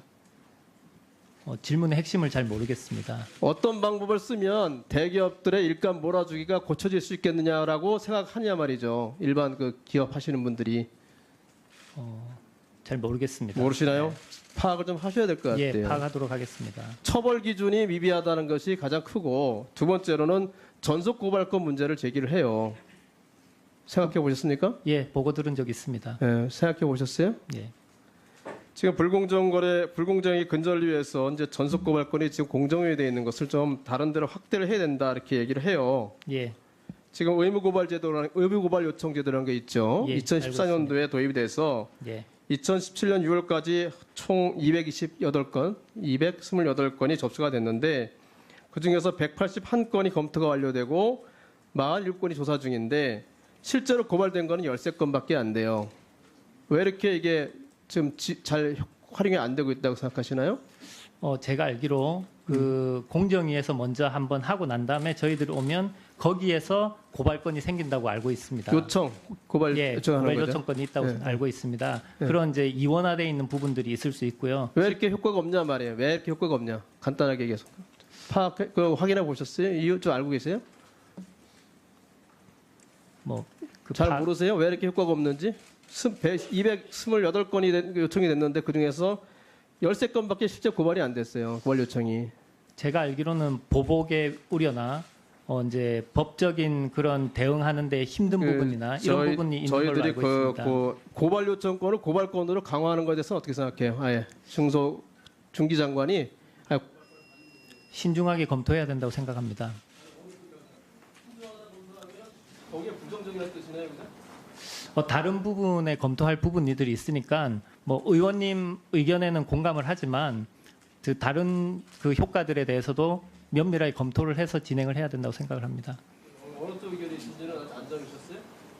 검 본인 의견을 물어보니까 나는 이렇게 했으면 좋겠다. 중기 장관이 되시면 나는 어느 쪽 방향으로 가고 싶다. 그런 생각이 없으세요? 공정한 부분에 대해서 그 강화가 돼야 된다고 생각을 합니다. 예. 네, 송규 의원님 수고하셨습니다. 다음은 최연애 의원님 질의하시겠습니다. 네, 후보자님, 그 청문회라는 것이 그 장관이 얼마나 그 엄중한 자리인지를 아마 다시 한번 이 청문회를 하시면서 아마 느끼고 계실 것 같아요. 근데 후보자는 그동안 그 여러 드러난 사실만 보더라도 그 뭐 문재인 대통령이 내세웠던 그런 인사 5대 원칙에도 위배되는 사항이 많고 또 셀프 포상이라든지 사업 소득 신고를 누락하는 등 많은 의혹이 드러났어요. 그리고 뭐 역사관이니 종교, 지나친 그런 창조 과학이라는 그런 활동 이런 것들도 다 문제가 되고 있습니다. 근데 저는 이것보다 더 중요한 것이 후보자가 너무 그 과거에 자기의 모든 발언을 뒤집고 또 신념도 뒤집는 그런 행태가 저는 최소한의 그 지성인으로서의 그런 자격도 갖추지 못한 거 아닌가 하는 의구심을 갖게 만들고요. 또 좀 정직하지 않다 하는 느낌을 많이 주고 있습니다. 그래서 아니 본인도 그 기자회견에서 얘기했잖아요. 뭐 과거에 그 살은 흔적, 소시민으로 살은 흔적이 문제가 되지 않는다. 또 뭐 생활 보수다. 이런 엄호까지 받는 상황에서 왜 자기가 한 일에 대해서 이렇게 토탈 부정을 하는 겁니까? 뭐 이영훈 교수를 그 본인이 초청해 놓고 뭐 하는 사람인지도 몰랐다고 한다면 저는 포스텍이 뭐 한지도 모르는 사람을 교수가 이렇게 막 불러서 그 많은 다른 교수님과 학생들에 대해서 얘기할 수 있는지 저는 이거는 장관 후보로서의 그 자격뿐 아니라 교수로서도 이렇게 답변하시고 처신하시고 돌아가실 수 있을지 저는 그런 걱정을 할 정도입니다. 그리고 저는 청와대가 생활 보수라는 정말 듣도 보도 못한 그 궤변을 얘기를 하셔서 제가 찾아보니까 사고나 행동은 뭐 보수이나 진보이나 실제 생활은 보수 성향이다 이렇게 그 옹호를 하셨는데 저는 대통령께서 그렇다면 이걸 잘못 그 후보를 파악하고 계셨다. 후보는 제가 지금까지 행적을 보면 사고나 행동은 보수인데 뭐 장관 자리가 주어지니까 그런지 하여튼 편의에 따라서 생활 진보를 지향하는 분이 아닌가 저는 이렇게 그 생각해서 대통령께서 생활 진보라고 표현하시는 게 맞지 않았나 이런 생각을 하고요. 저는 출세 지향형 진보라는 새로운 게 나왔지 않았나 이런 걱정을 합니다. 지금 동료 교수들께서 하는 증언도 뭐 그분들이 거짓말을 했다고 지금 하시는 상황이고 또 창조 과학 활동에 대해서 지금 여러 의원님들이 물으시니까 또 이게 아주 교묘하게 뭐 과학자이고 신앙은 따로다 이렇게 이제 비껴 나가시는데 그 불교계에서도 지나친 그 편향적 그 종교 활동 때문에 걱정을 많이 하고 심지어 반발도 하고 있다고 하잖아요. 그럼 이제 저는 그 장관께서 또 신앙마저 부인할까 저는 걱정이 됩니다. 과거에 다니신 게 교회인지도 절인지도 모르고 다녔다 이런 말 하실까 봐 저는 정말 최소한의 지성인으로서의 자격은 좀 갖춰달라 이런 말씀 드리고요. 제가 오늘 실제로 지적하고 싶은 사항은 저 대통령께서 국회에 제출한 후보자 청문 요청 사유서에서 단연간 쌓아온 기업 현장 근무 경력과 기술 벤처에 대한 투자 경험을 얘기를 하셨는데 제가 제출해 주신 이력서를 근거로 들여다 보니까 후보자가 창업에 관련했던 기업은 딸랑 2개에 불과하고 그 실적도 매우 부실합니다. 저기 들어 있는데요. 이제 병역 특례로 기업에 좀 있으신 게 있고요. 소위 현장 경험이라고 하는 이 내용도 보면은 사실 세타텍 기술 이사를 이렇게 장기간 했다 이렇게 제출을 하셨는데 그 바로 밑에 보니까 세타텍이라는 한국에서 근무하신 게 아니에요. 그리고 뭐 미국 지사도 아니고 주립대학의 연구원 노릇을 하셨고 또 연구 교수를 역임했어요. 그리고 나서 바로 돌아오셔서 포스텍의 교수로 갑니다. 그렇기 때문에 저는 이 경력만 가지고 보더라도 뭐 제대로 우리의 소기업 현장, 산업 현장, 중소기업 현장에 대해서 얼마나 알고 계신지, 벤처 상황에 대해서도 얼마나 알고 계신지 저는 굉장히 경력이 이런 경력 중소기업이나 벤처 기업을 이끌 그런 경력이라고 내세울 게 전혀 없다고 그렇게 보고 있습니다. 답변 드려도 되겠습니까? 조금 더 말씀드리면 지금 대단한 업적으로 내세우고 있는 포스텍 기술 지주 그 사람도 지금 PP를 제가 준비를 했는데요. 보면은 상당히 부실한 성과가 없는 그런 상황이에요. 기껏하면 정부 보조금 따는 위주로 돼 있고 또 2015년에는 심지어 정부 보조금을 받고도 손실을 기록하는 이런 상황입니다. 그래서 저는 후보자가 정말 굉장히 용감하다고 생각을 하고요. 지금 우리 대한민국의 중소기업과 벤처기업의 현장이 얼마나 지금 절박하고 시급하고 엄중한 상황인지 제대로 모르시고 이런 과감한 도전을 하고 계신 게 아닌가 하는 우려를 표합니다. 답변 드려도 되겠습니까? 제가 학교에 돌아와서 공대 교육의 목표 잘 됐다는 증거가 뭐냐? 포스코가 만들었으니까 포스코보다 더 큰 동문기업이 나와야 된다. 그렇게 해서 동문기업 모임을 만들고 동문변리사 모임을 만들고 동문VC 모임을 만들고 400여 명이 넘는 분들을 만나가지고 생태계를 지난 6년 동안 만들었습니다. 학생들 중에 삼성전자에 장학생으로 가려고 하는 친구들이가 그걸 다 반납을 하고 창업을 하고 교수로 갈 수 있는 네이처에 2-3개 낸 친구가 또 창업을 하고 그런 친구들이 밤낮 투자를 못 받아서 고민하다가 투자를 받고 저는 여기가 포항공대의 희망이고 우리나라의 희망이라고 느꼈습니다. 그 실적으로 우리나라 어떤 대학교도 할 수 없었던 일을 작년에 해낸 것입니다.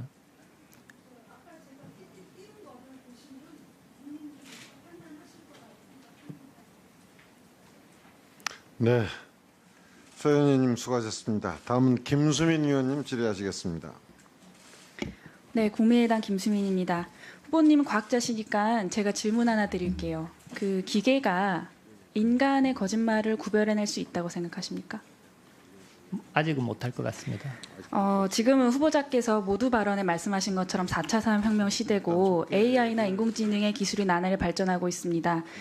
기계가 사람의 일을 대체하는 미래의 모습은 일반 사람들이 상상할 수 있는 이제 가까운 미래의 모습이고요. 예를 들어서 10년, 아니면 20년 정도 뒤에는 인사청문회에서도 기계가 후보자의 거짓말을 판단할 수 있게 될 수도 있지만 지금 이 자리에는 어떤 기계가 배치되어 있지 않은 관계로 다른 의원님들께서도 후보자의 어떤 거짓말이나 그런 어떤 논란이 되고 있는 부분에 관해서 정직하고 신뢰감 있는 답변을 요구하고 있습니다. 오늘 후보자께서 그간의 거짓 해명을 하신 부분에 관한 의원님들의 우려 섞인 질문을 많이 받으셨지 않습니까? 저 또한 후보자님의 그 과거 발언들과 신상에 관한 질문을 몇 개 드릴 텐데 오해하지 않으셨으면 좋겠는 게 후보자께서는 사실 여지껏 뭐 과학자로서 아니면 학자로서 아니면 본인이 말씀하신 대로 소시민으로서 열심히 살아오셨고 또 논란이 되고 있는 어떤 종교적 색채 또한 일개 개인으로서 마땅히 이제 누려야 되는 종교적 자유라고 저는 생각을 합니다만 그 후보자가 개인의 신분을 떠나서 그 장관 후보자로서 그 부분에 관한 해명을 하는 과정에서 스스로를 속이는 본인이 살아온 인생을 부정하는 거짓말을 했다는 논란이 일고 있기 때문에 그것은 이제 절대적인 정직함을 요구하는 국무위원의 자세로서는 아주 부적절하다고 생각합니다. 국민의 관점에서 아주 합리적으로 거짓말이라고 의심되는 부분에 관한 질문을 좀 드리도록 하겠습니다. 질문 드리기 전에 아까 존경하는 김병관 의원님께서 지구의 나이를 후보자께 여쭤보셨고 후보자는 6,000년이라고 말씀하셨잖아요. 근데 여기서 세종대 이제 초빙 교수님이 지구가 6,000년 전에 만들어졌다고 믿는 사람을 보면 태양이 지구 주위를 돌고 있다거나 지구가 평평하다고 믿는 사람을 보는 것과 같은 기분이 든다. 그런 판단력을 가진 사람에게 나라의 중요한 정책을 맡기려 한다는 소식은 과학자들에게 경악을 넘어 공포를 안긴다라고 말했습니다. 그렇게 말한 제 생각이 아니고 이제 과학자들의 말입니다. 박 후보자께서는 한국창조과학회의 이사와 국제위원회 위원장 등으로 활동하셨죠? 예. 그러다가 중기부 장관 후보 지명 후에 청와대 요구로 사퇴를 하셨어요. 그죠? 예.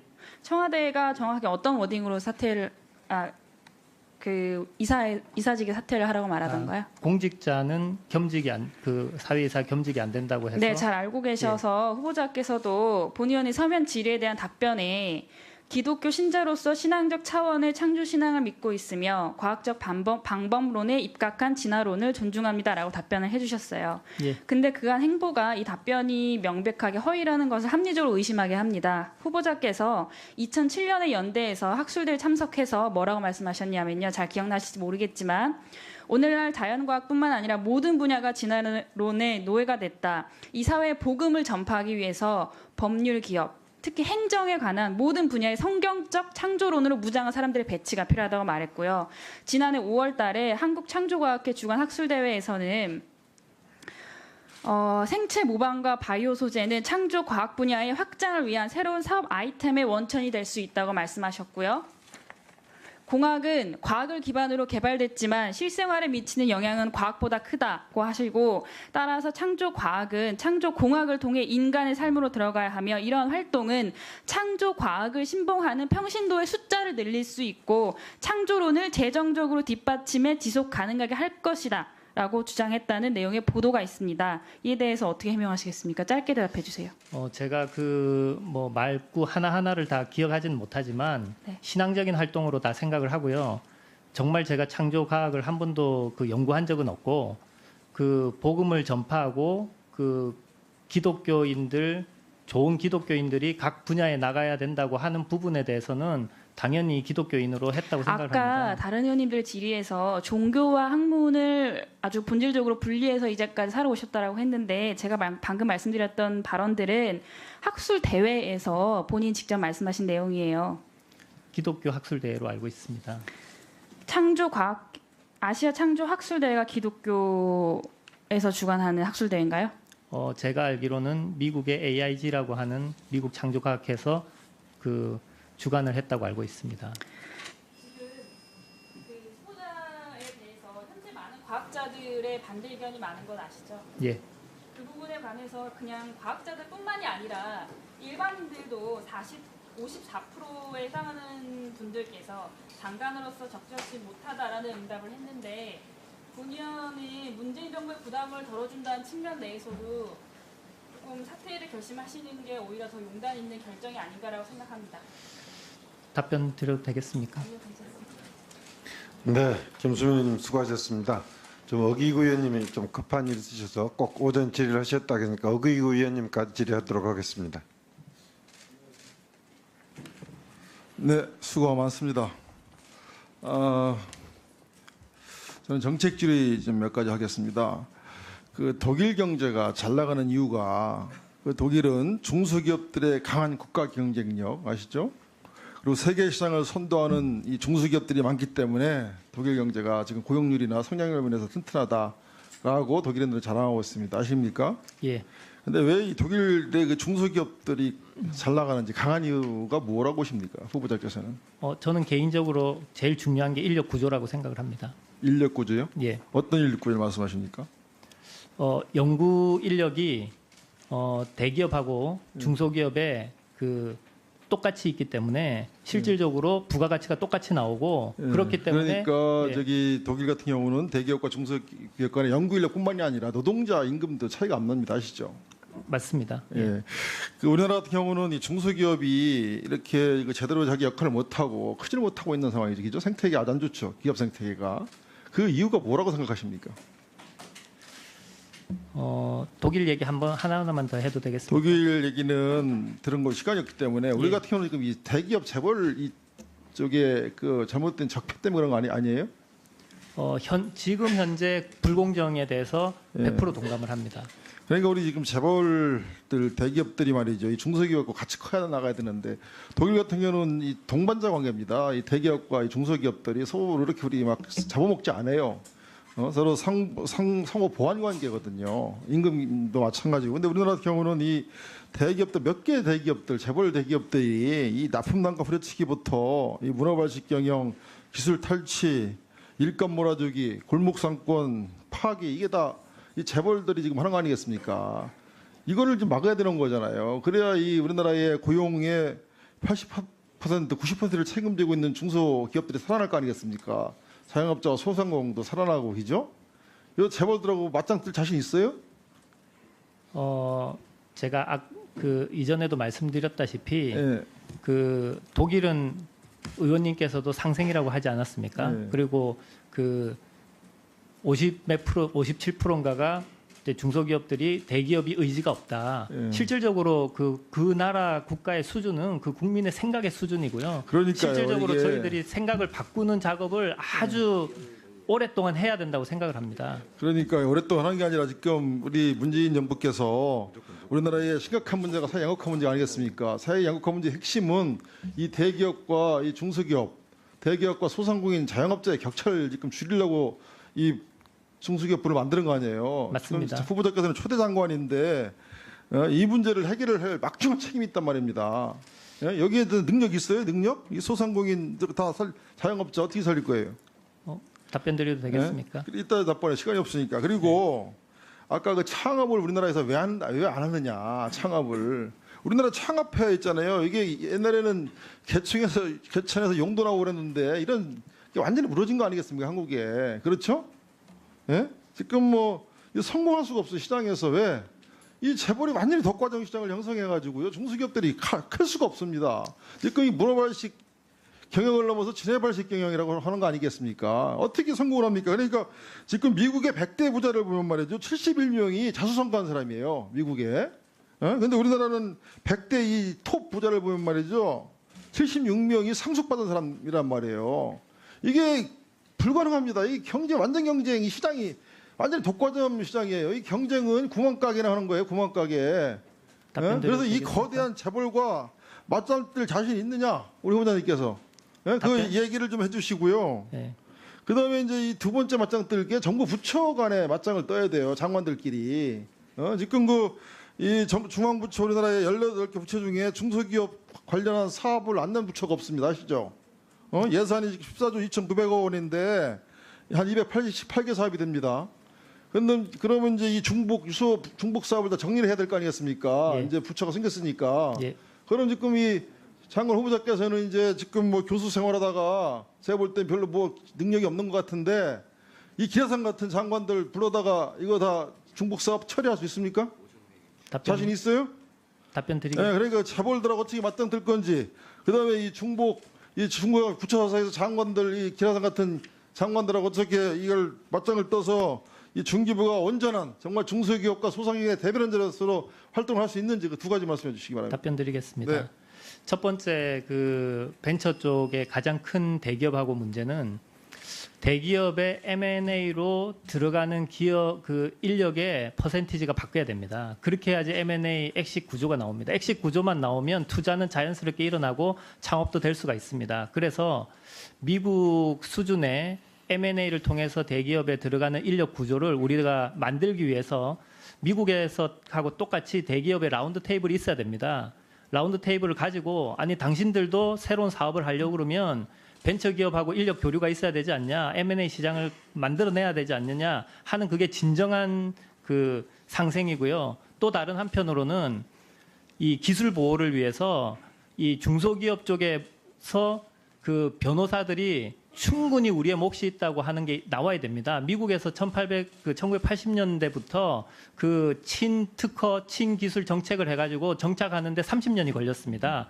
가장 중요한 것은 징벌적 징벌적 제도에 의한 판례가 나와야 되거든요. 그 판례가 나오면서부터 지금 실리콘밸리 한번 가보십시오. 아주 젊고 유능한 변호사들이 여기 너무 좋고 나는 대기업에 갈 이유가 없다라고 하는 법률 시장이 또 열려야 됩니다. 그래서 법조계 분들하고 같이 얘기를 좀 해서 그 부분에 대해서 이제 논의를 해야 되고요. 그 다음에 부처 간 그 문제도 저는 똑같다고 생각합니다. 물론 그 정책심의위원회도 만들고 해야 되겠지만 결국 우리가 3만 불을 넘어서 4만 불, 5만 불 가기 위해서 어떻게 해야 되냐?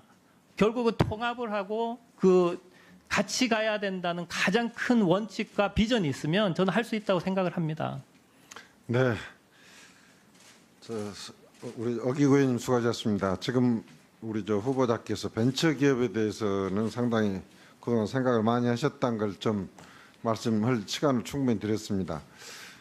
지금 이제 어기구 의원님이 약간 비슷한 말씀을 해주셨는데 오전 중 질의 중에서 조금 지금 아직 질의가 꼭 있어야 하는데 안 나온 부분이 사실은 이제 중소벤처기업부가 이제 부처로 첫 성격이 된 첫 장관이신데 아까 여타 부처들과의 기능 조정을 어떻게 할 것이냐 하는 문제가 굉장히 중요한데 그런 질문이 안 나와서 제가 한 가지만 여쭤볼게요.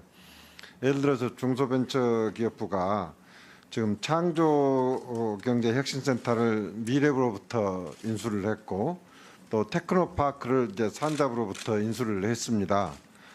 그런데 사실 이제 테크노파크는 창조경제혁신센터는 대기업하고 연계가 핵심 아니겠습니까? 맞습니다. 그렇기 때문에 이 대기업과의 지금 연계가 근데 지금 이 정부 들어와서는 좀 지속 지원이 사실 어려운 단계로 들어섰어요. 근데 그러면 대기업과 연계 없이 중소벤처기업부에서 이 테크노파크를 어떻게 운영할 것이며 또 테크노파크는 현실적으로 18개가 있어가지고 지역 특화 사업들을 사실상 총괄하는 예를 들어서 산업 육성의 기획과 기업 지원 기능과 나중에 평가 기능을 고루 가지고 있는 기관이란 말입니다. 그런데 지금까지는 그걸 산자부에서 운영을 했기 때문에 중소기업청에서는 그 부분에 대해서는 전혀 인프라와 저희가 지금 안 돼 있습니다. 그래서 이런 부분들을 어떻게 정리를 할 것인지 왜냐하면 아직 그 정책 기획 기능을 중소기업청에서 담당해 본 경험이 없기 때문에 상당한 기간 이제 혼선이 있을 수밖에 없어요. 그래서 이 부분에 대해서 혹시 후보자가 좀 평소에 생각하고 있는 게 있으면 좀 답변 좀 부탁드리겠습니다. 그 TP하고 창조경제센터에 대한 역할 부분에 대해서 이제 검토가 돼야 되겠지만 저의 개인적인 이제 지금까지의 생각은 그 TP는 그 지역에 맞는 중소기업 소상공인들을 이제 지원하는 그런 쪽으로 특화가 돼야 될 것 같고요. 창조경제센터는 액셀러레이터 기능을 강조를 해가지고 창업하고 투자하고 그 판매가 연계되는 대기업하고 M&A가 연계되는 그런 쪽으로 해서 그 지역 이제 모태펀드나 이런 부분들도 지역으로 갈 수 있는 그런 이제 펀드들을 이제 만들어서 그 지역의 창업 생태계를 만드는 쪽으로 그 특화돼야 된다고 생각을 하고 있습니다. 아니, 그 이야기 초점을 모르는데 예를 들어서 창조경제혁신센터는 각 우리 대기업들 재벌그룹들하고 하나씩 링크가 돼 있잖아요. 근데 그 링크가 사실은 단절될 수밖에 없지 않습니까? 그건 단절될 수밖에 없다면 그 기능이 지금 어떻게 지방 중기청이 있고 창조경제 핵심센터가 있고 또 TP가 있는데 그 간에 어떻게 유기적으로 적일 거냐. 그게 다 저 세 기관이 어떤 역할 분담이 저 통폐합이나 이런 거 없이 유지가 될 수 있다고 생각하느냐 그런 이야기예요. 아, 예, 그 뭐 대기업하고 끊어질지 안 끊어질지는 이제 그 가서 논의를 해봐야 알겠지만 제가 생각을 할 때는 그 대기업이 이 창조나 중소기업 그 창업이나 중소기업하고 관련 없이 클 수가 없기 때문에 그 같이 할 수 있는 부분이 반드시 있다고 생각을 하고요. 그 창업에 관련해서 M&A나 자기들 자체적으로 그 하는 부분에 대해서 충분히 가능성이 있다고 생각을 합니다. 네. 이상 오전 질의를 마치고 정회를 하였다고 오후 2시에 속개를 하도록 하겠습니다.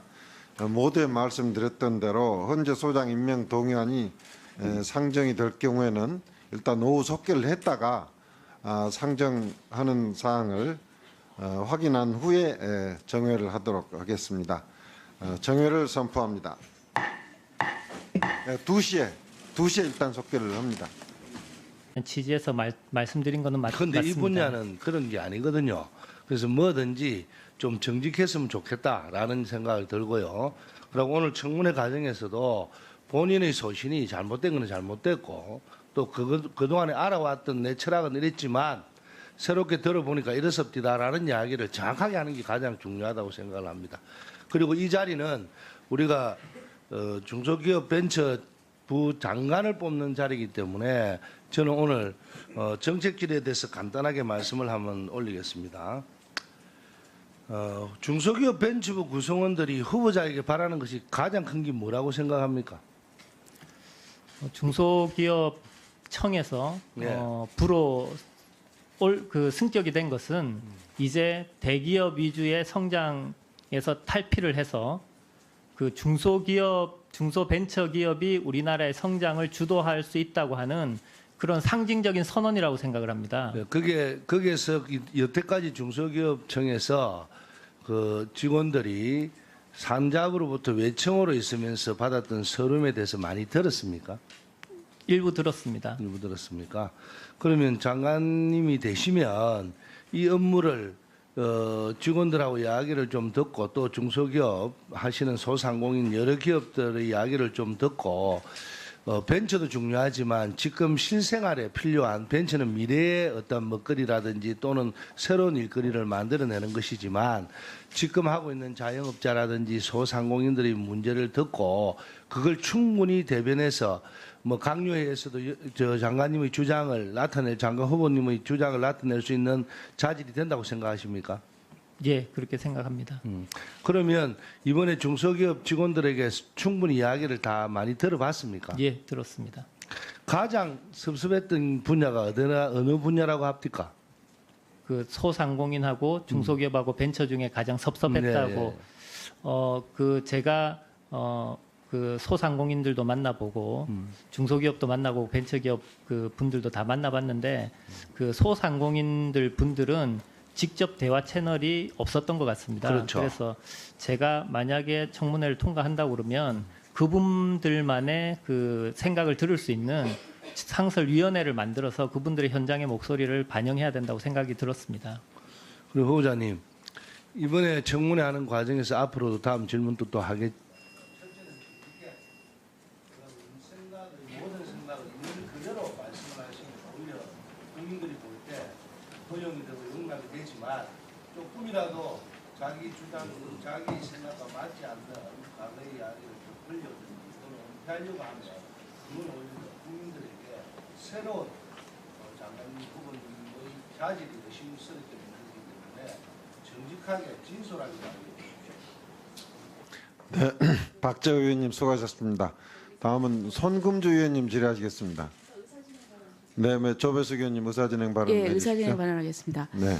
예, 청문회에 있어서 중요한 것은 이제 자료 제출입니다. 그리고 청문팀에서 자료 제출 요청에 대해서 성실하게 해주셔야 되는데 새로운 대학교 교육 모델 보고서라는 게 있습니다. 우리 후보자가 작성한 것 같은데요. 근데 이 청문팀에서 지금 제출을 거부 중이에요. 예, 제출하지 않고 있어요. 근데 어찌된 연유인지 지금 우리 여당 측인 민주당 의원들 그쪽에는 확보가 돼 있어요. 여당 의원들한테는 들어가고 우리 야당 의원들한테는 이게 안 들어온 것 같은데요. 그 이유가 뭔지 좀 확인을 좀 해주셨으면 좋겠습니다. 그리고 지금 여당 의원이 확보한 상태라면 우리 야당 의원들한테도 이거를 같이 배포를 해주시는 것이 마땅하다고 생각합니다. 이상입니다. 네, 이찬열 의원님 더 하십시오. 저도 자료 제출 관련해서 얘기를 하겠습니다.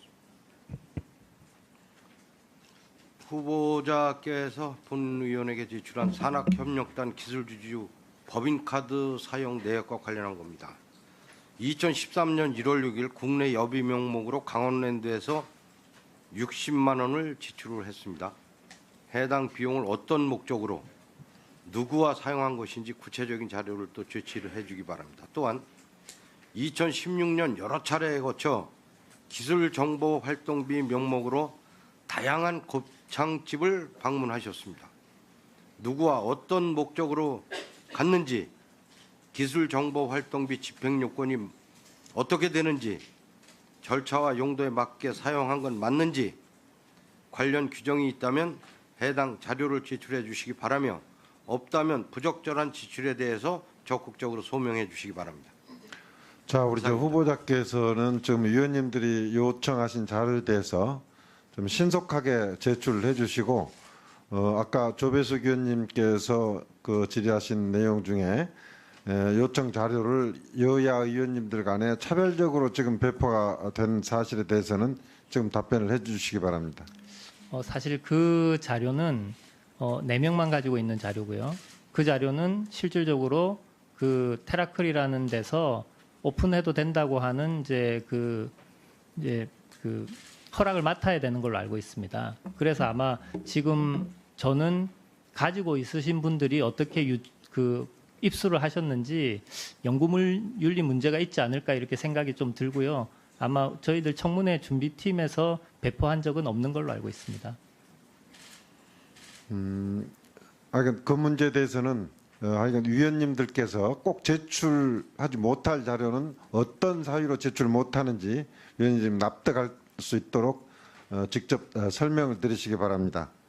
네, 다음은 송금주 의원님 질의하시겠습니다. 네, 후보자님. 어제 국회법을 위반해서 청문회장에서 사실상 리허설을 했습니다. 이 부분에 대해서 사과하시기 바랍니다. 예, 사과합니다. 네, 질의하겠습니다. 후보자께서 기자회견을 자청해서 청와대 쪽에서 소시민으로 살 때 흔적은 결격 사유가 아니다라는 말을 들었다고 했습니다. 그렇죠? 예, 맞습니다. 누구한테 전달받았습니까? 그 부분을 밝히는 것은 적절하지 않습니다. 중소기업의 그 경영의 압박은 크다고 생각을 합니다. 그래서 그 정책 종합 대책을 이제 마련해서 발표를 했다고 제가 알고 있고요. 그 이후에도 이제 정책 금융으로 3조, 그다음에 카드, 이제 불공정 개선 이런 종합적인 대책이 마련돼서 그 피해를 최소화하고 현장의 목소리를 들어서 최소한 잘 진행하도록 하겠습니다. 네, 이철 의원님 수고하셨습니다. 다음은 조배숙 의원님 질의하시겠습니다. 네, 전북 익산을의 조배숙 의원입니다. 아까 요거 한 가지 좀 확인하겠습니다. 그러면 변희재 초청과 관련해서는 우리 후보자께서는 연결만 시켰다 이렇게 말씀하셨어요? 맞습니다. 추천한 건 아니고요? 추천은 안 했습니다. 근데 또 보면 그때 간담회 주최했던 그 기술창업교육센터장이 변 씨를 추천한 사람은 박 후보자다 이렇게 진술을 했고 이게 CBS에 보도가 됐어요. 예. 그러면은 이 부분은 사실과 맞지 않는다면 누군가는 지금 거짓말하고 있다는 거네요. 그렇죠? 예, 그렇습니다. 자, 그다음에 또 노컷뉴스에서 이제 변희재 그 강연이 끝난 뒤에 뒤풀이장에서 변 씨에게 보수적 관점에서 정권 교체 가능성 이런 걸 물어봤고 아까 이찬열 의원님께서 말씀하셨습니다. 근데 그 해명 자료에서 보니까 후보자의 민감한 발언은 허위 사실 이러면서 확인 없는 증언 및 보도에 대해서는 민영사상 책임을 묻는 방안도 검토하겠다 했는데 지금 박 후보자는 그러면 해당 언론사를 고소했습니까? 아직 안 했습니다. 아직 안 했어요. 하실 계획이에요? 청문회 준비팀들과 논의하도록 하겠습니다. 자, 그다음에 우리 지금 보면은 그 포항 공대에서 창업 보육센터장 하셨죠? 예, 맞습니다. 예. 보육센터장이면 그 창업 그 보육도 하시고 자문도 하시고 그래야 되는데 지금 그 당시 보육 기업인 펩토펩, 펜도펩입니까? 네, 펜토펩 바이오메드입니다. 그래서 주식 받으셨어요? 예, 예, 무상으로. 받았습니다. 예. 근데 창업 보육 정책의 책임자가 대상 기업으로부터 주식 받는 게 적절합니까?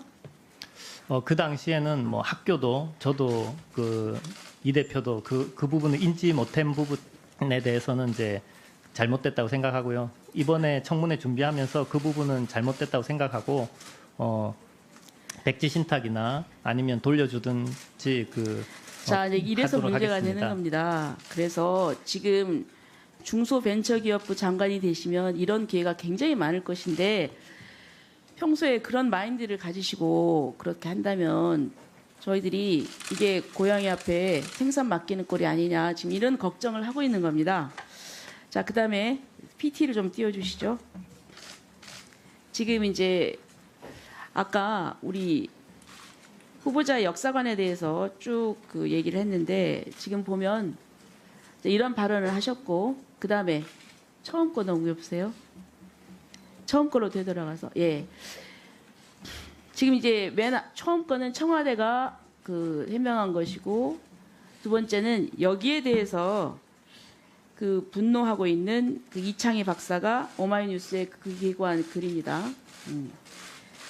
그다음에 또 띄워줘 보세요. 자, 그다음에 과학기술자는 역사관도 필요 없는 도구적 존재가 아닙니다. 과학기술자 이전에 우리는 모두 민주사회의 시민입니다. 지금의 청와대가 과학기술을 여전히 경제발전의 도구로만 여기고 있는 건 아닌지 의문입니다. 성명서를 냈어요. 보셨죠? 지금 박성진 후보자가 기자회견에서 말한 변명 때문에 이 공대 출신 기술자, 과학기술자들이 분노하고 있는 겁니다. 박 후보자가 박 후보자하고 청와대가 과학기술자들한테 지금 모멸감을 주고 있어요. 어디 후보자 제가 의견을 좀 물어보겠습니다. 과학기술자는 헌법도 모르고 왜곡된 역사관을 가지고 있어도 도구적인 유용성만 있으면 됩니까? 답변 드려도 되겠습니까? 간단하게 얘기해 보세요. 네. 그날 기자회견 때 제가 역사관은 아까 말씀드렸다시피 자랑스러운 대한민국이라고 말씀을 분명히 드렸고요. 단지 제가 관련된 의혹들, 건국절이나 이런 부분들에 대해서 잘 몰랐다고 말씀을 드린 거지 제가 과학자들이 역사관이 없다고 말씀드린 건 아닙니다. 자, 그다음에 또 지금 후보자는 중소 벤처기업뿐만 아니라 소상공인에 대해서도 지금 정책을 펴야 됩니다. 그런데 제가 다음에 또 추가로도 물어보겠지만 지금 우리나라 중소벤처기업부 예산이 내년 예산이 얼마입니까? 8조 5,800억 정도 된다고 알고 있습니다.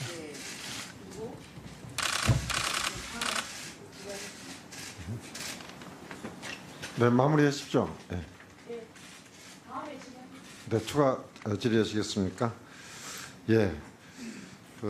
제가 이렇게 사회를 보다 보니까 조금 이해가 안 되는 부분이 있는데 좀 후보자께서는 앞서서 뉴라이트 사관이라거나 또는 뭐 건국적 논란이나 이런 것과 관련돼 가지고 그렇게 생각 안 한다고 하는 이야기를 했잖아요. 사실 그게 좀 잘못 전달됐다라고 답변을 하신가 하면 또 아까 전체 지금까지 살아온 과정에서 그런 한두 가지 사건 가지고 자기를 말하자면 헤스티 컨클루전 성급한 결론을 내리지 말아달라 하는 얘기였어요. 근데 이게 성급한 결론이라면 그 부분을 인정하시는 말이 되는 것이고 또 이 부분은 그걸 인정을 하지 않고 그 두 말이 지금 앞뒤가 저는 안 맞게 느껴져요. 그 후보자는 그러니까 지금 뉴라이트 사건 이런 게 대해서 한두 가지 좀 잘못한 것은 있었는데 나는 장관으로서 일을 잘할 수 있다. 지금 이쪽에 방점이 있는 겁니까? 그러니까 그 사실이 있다는 건 인정을 하시고 나서 일을 잘 할 테니까 기회를 달라는 겁니까?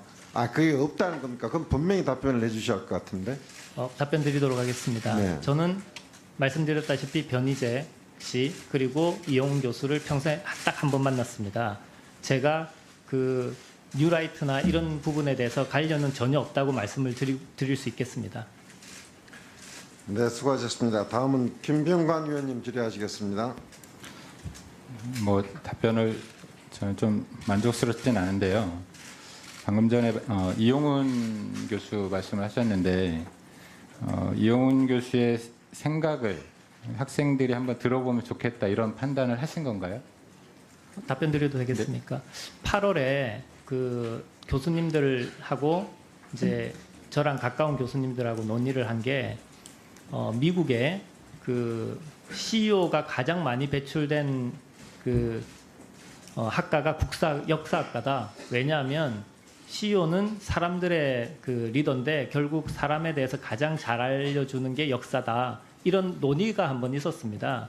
그래서 그 당시에 인터넷을 하다 보니 이제 그 이용훈 교수님이 책도 쓰시고 경제학과 학자로서 역사책도 쓰고 그래서 초청을 하게 된 것입니다. 그러면 그 당시에 이용훈 교수가 과거에 어떤 주장들을 해왔었는지는 혹시 알고 계셨나요? 그렇게 깊게 조사를 못하고 8월에 기계공학과 세미나를 만들었을 때는 한 교수님도 그거에 대해서 반대를 하시거나 이 일을 제기하신 적이 없었습니다. 그러면 초청을 하실 때는 그분이 어떤 생각을 구체적으로 가지고 계신지도 잘 몰랐고 본인과 어떻게 비슷한 생각을 하고 계시는지 그런 것들에 대해서도 미처 몰랐다 이렇게 말씀하시는 건가요?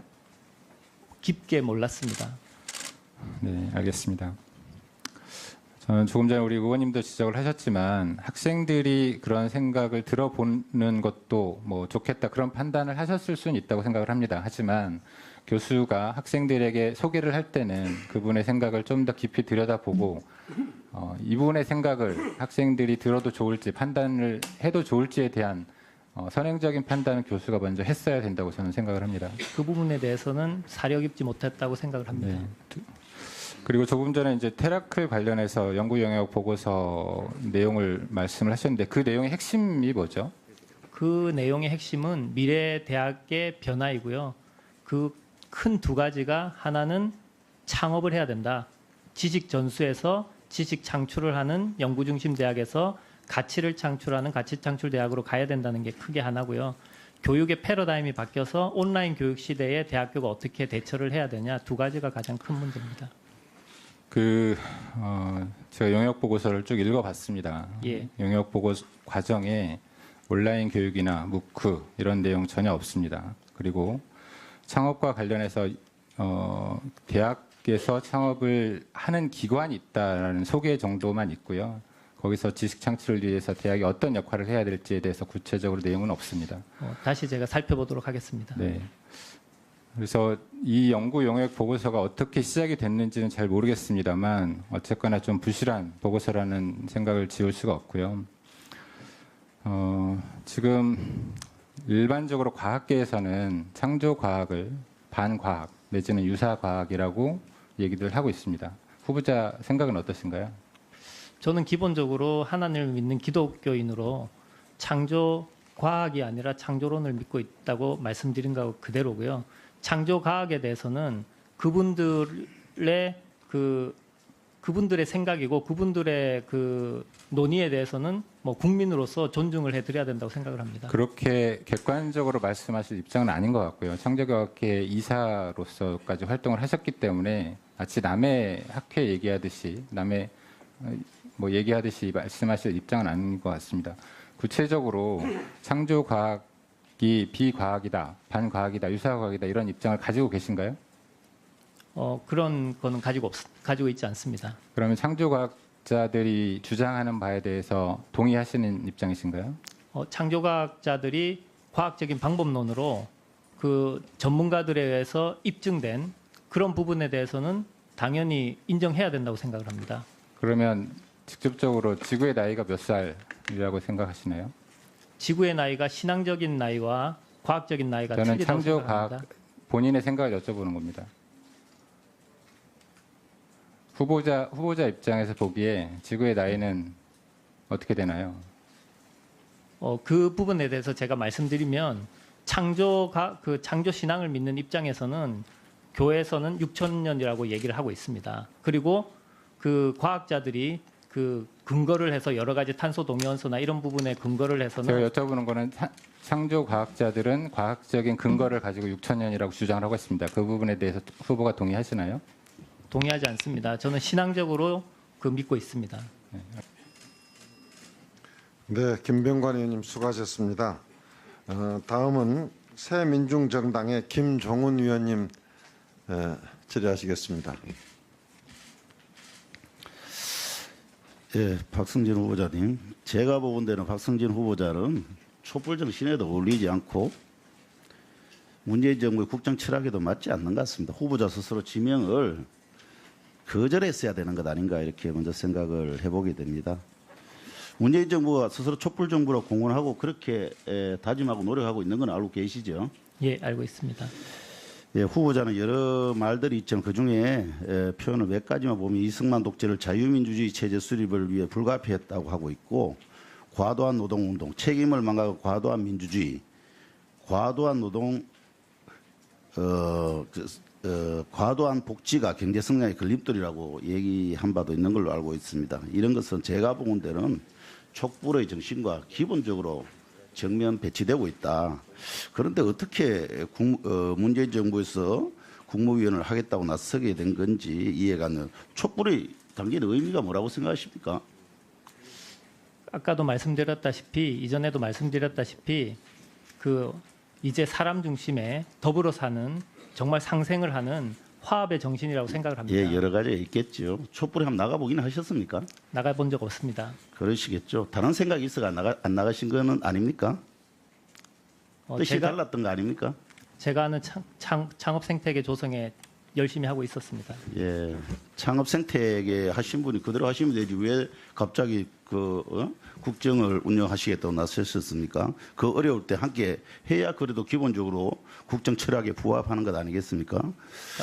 촛불 정신의 핵심 가운데 박근혜 정부의 적폐를 청산하는 것이 있습니다. 여기에 대해서 동의하십니까? 동의합니다. 예, 대표적인 박근혜 적폐가 있다면 한 두 가지 정도 말씀해 보시죠. 비선 실세 국정농단 사건하고 그다음에 블랙리스트 이 정도 기억하고 있습니다. 그 정도 두 개 정도를 청산해야 된다. 예, 좋습니다.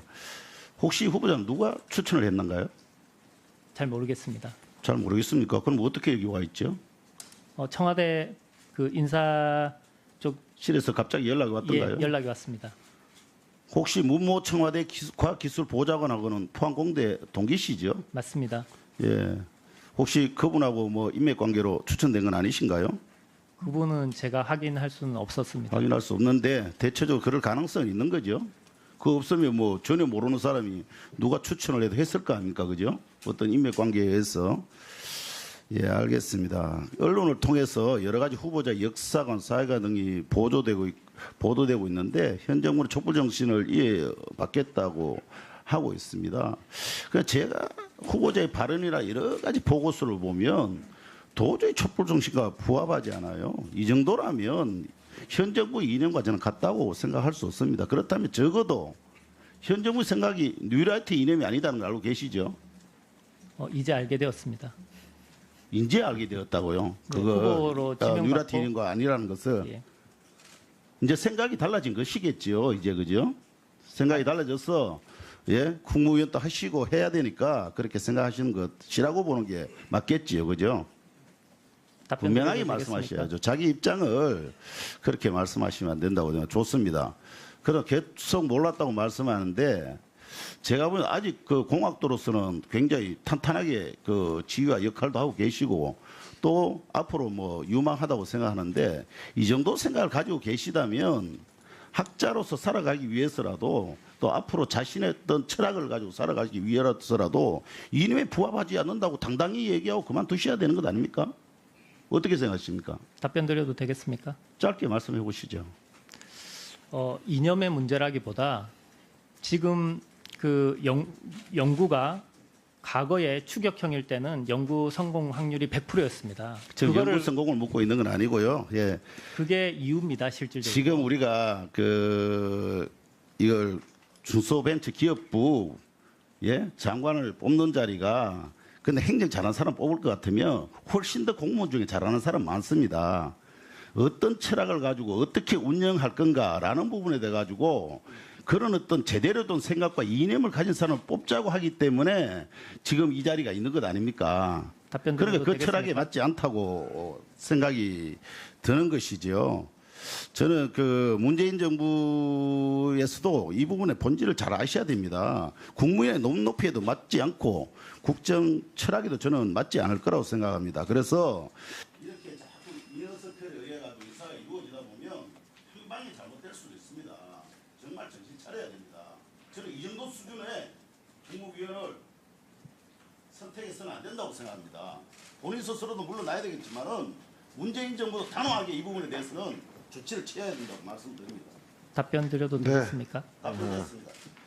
김종훈 의원님 수고하셨습니다. 다음은 박재호 의원님 질의하시겠습니다. 저 부산 남구월 더불어민주당 박재호입니다. 후보자님, 정치가 뭐라고 생각합니까? 국민을 통합으로 이끄는 그 길이라고 생각을 합니다. 그렇죠. 그래 통합으로 이끌려면 이제 생각은 다 다를 수 있죠, 그죠? 맞습니다. 교수라는 이야기가 프로페셔널 아닙니까, 그죠? 그러면 어느 교수님이든 자기가 학생들을 가르칠 때는 그 뭐 재능만 가르치는 건 아니죠, 그죠? 인성도 가르치고 또 나름대로 자라왔던 과정에서 자기가 느낀 점을 이야기하는 거죠. 가르친다기보다 멘토링이 되는 겁니다. 그렇죠. 생각합니다. 그럼 교수님이 이번에 정치 이거 보면서 이번에 이제 이 장관 후보자가 되면서 정치가 얼마나 중요하다는 걸 알았습니까? 이 자리가 엄중한 자리라고 알게 되었습니다. 아니 후보자님이 정치에 대해서 어떤 생각을 가진다라는 것에 대해서 얼마나 중요한 걸 알았습니까? 예, 알게 되었습니다. 그런데 장관 되시려고 하는 분은요, 다른 건 모르겠지만 정직해야 됩니다. 예를 들면 내가 과거에는 그런 생각을 가졌는데, 물론 미흡하지만 이 정도 생각을 가졌는데 내가 이번에 장관 후보자가 되면서 이런 생각을 하게 됐다. 또는 과거에 그랬는데 내가 그건 반성한다. 라든지 정직한 모습이 가장 중요하거든요. 그런데 생활 정치 뭐 이런 이야기를 하면서 오히려 더 국민들 더 실망했다라고 생각하는데 어떻게 생각합니까, 후보자님께서는? 저는 정직했다고 생각합니다. 아, 그래요? 예, 저는 잠시 답변 드려도 되겠습니까? 아니요, 어떻습니까? 좀 더 가시고. 그러면 2007년도 한국창조과학계학술대회에서 후보자는 오늘날 자연과학뿐만 아니라 모든 분야가 진화론의 노예가 되었다. 교육, 언론, 법률, 기업, 행정, 정치 등 모든 분야에 성경적 창조론으로 무장된 사람들의 배치가 필요하다. 1세대 때 창조과학자들의 뒤를 이을 젊은 세대들의 대대적인 양육이 필요하다라고 이야기를 한 일이 있습니까, 없습니까?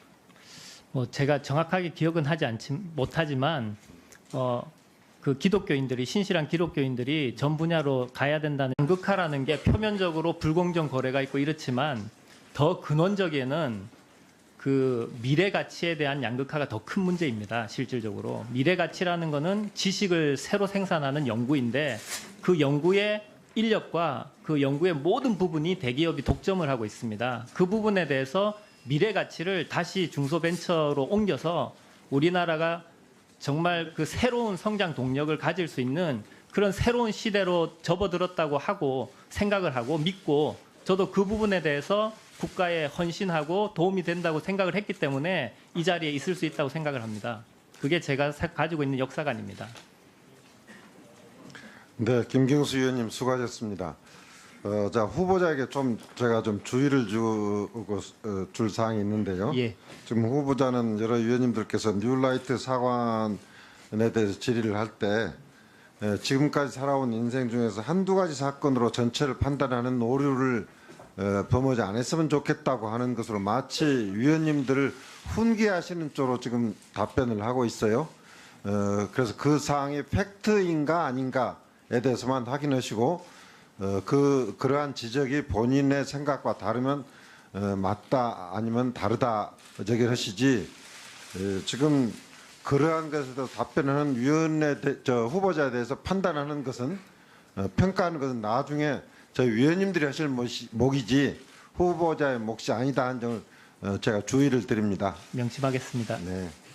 다음은 이철우 위원님 질의하시겠습니다. 예.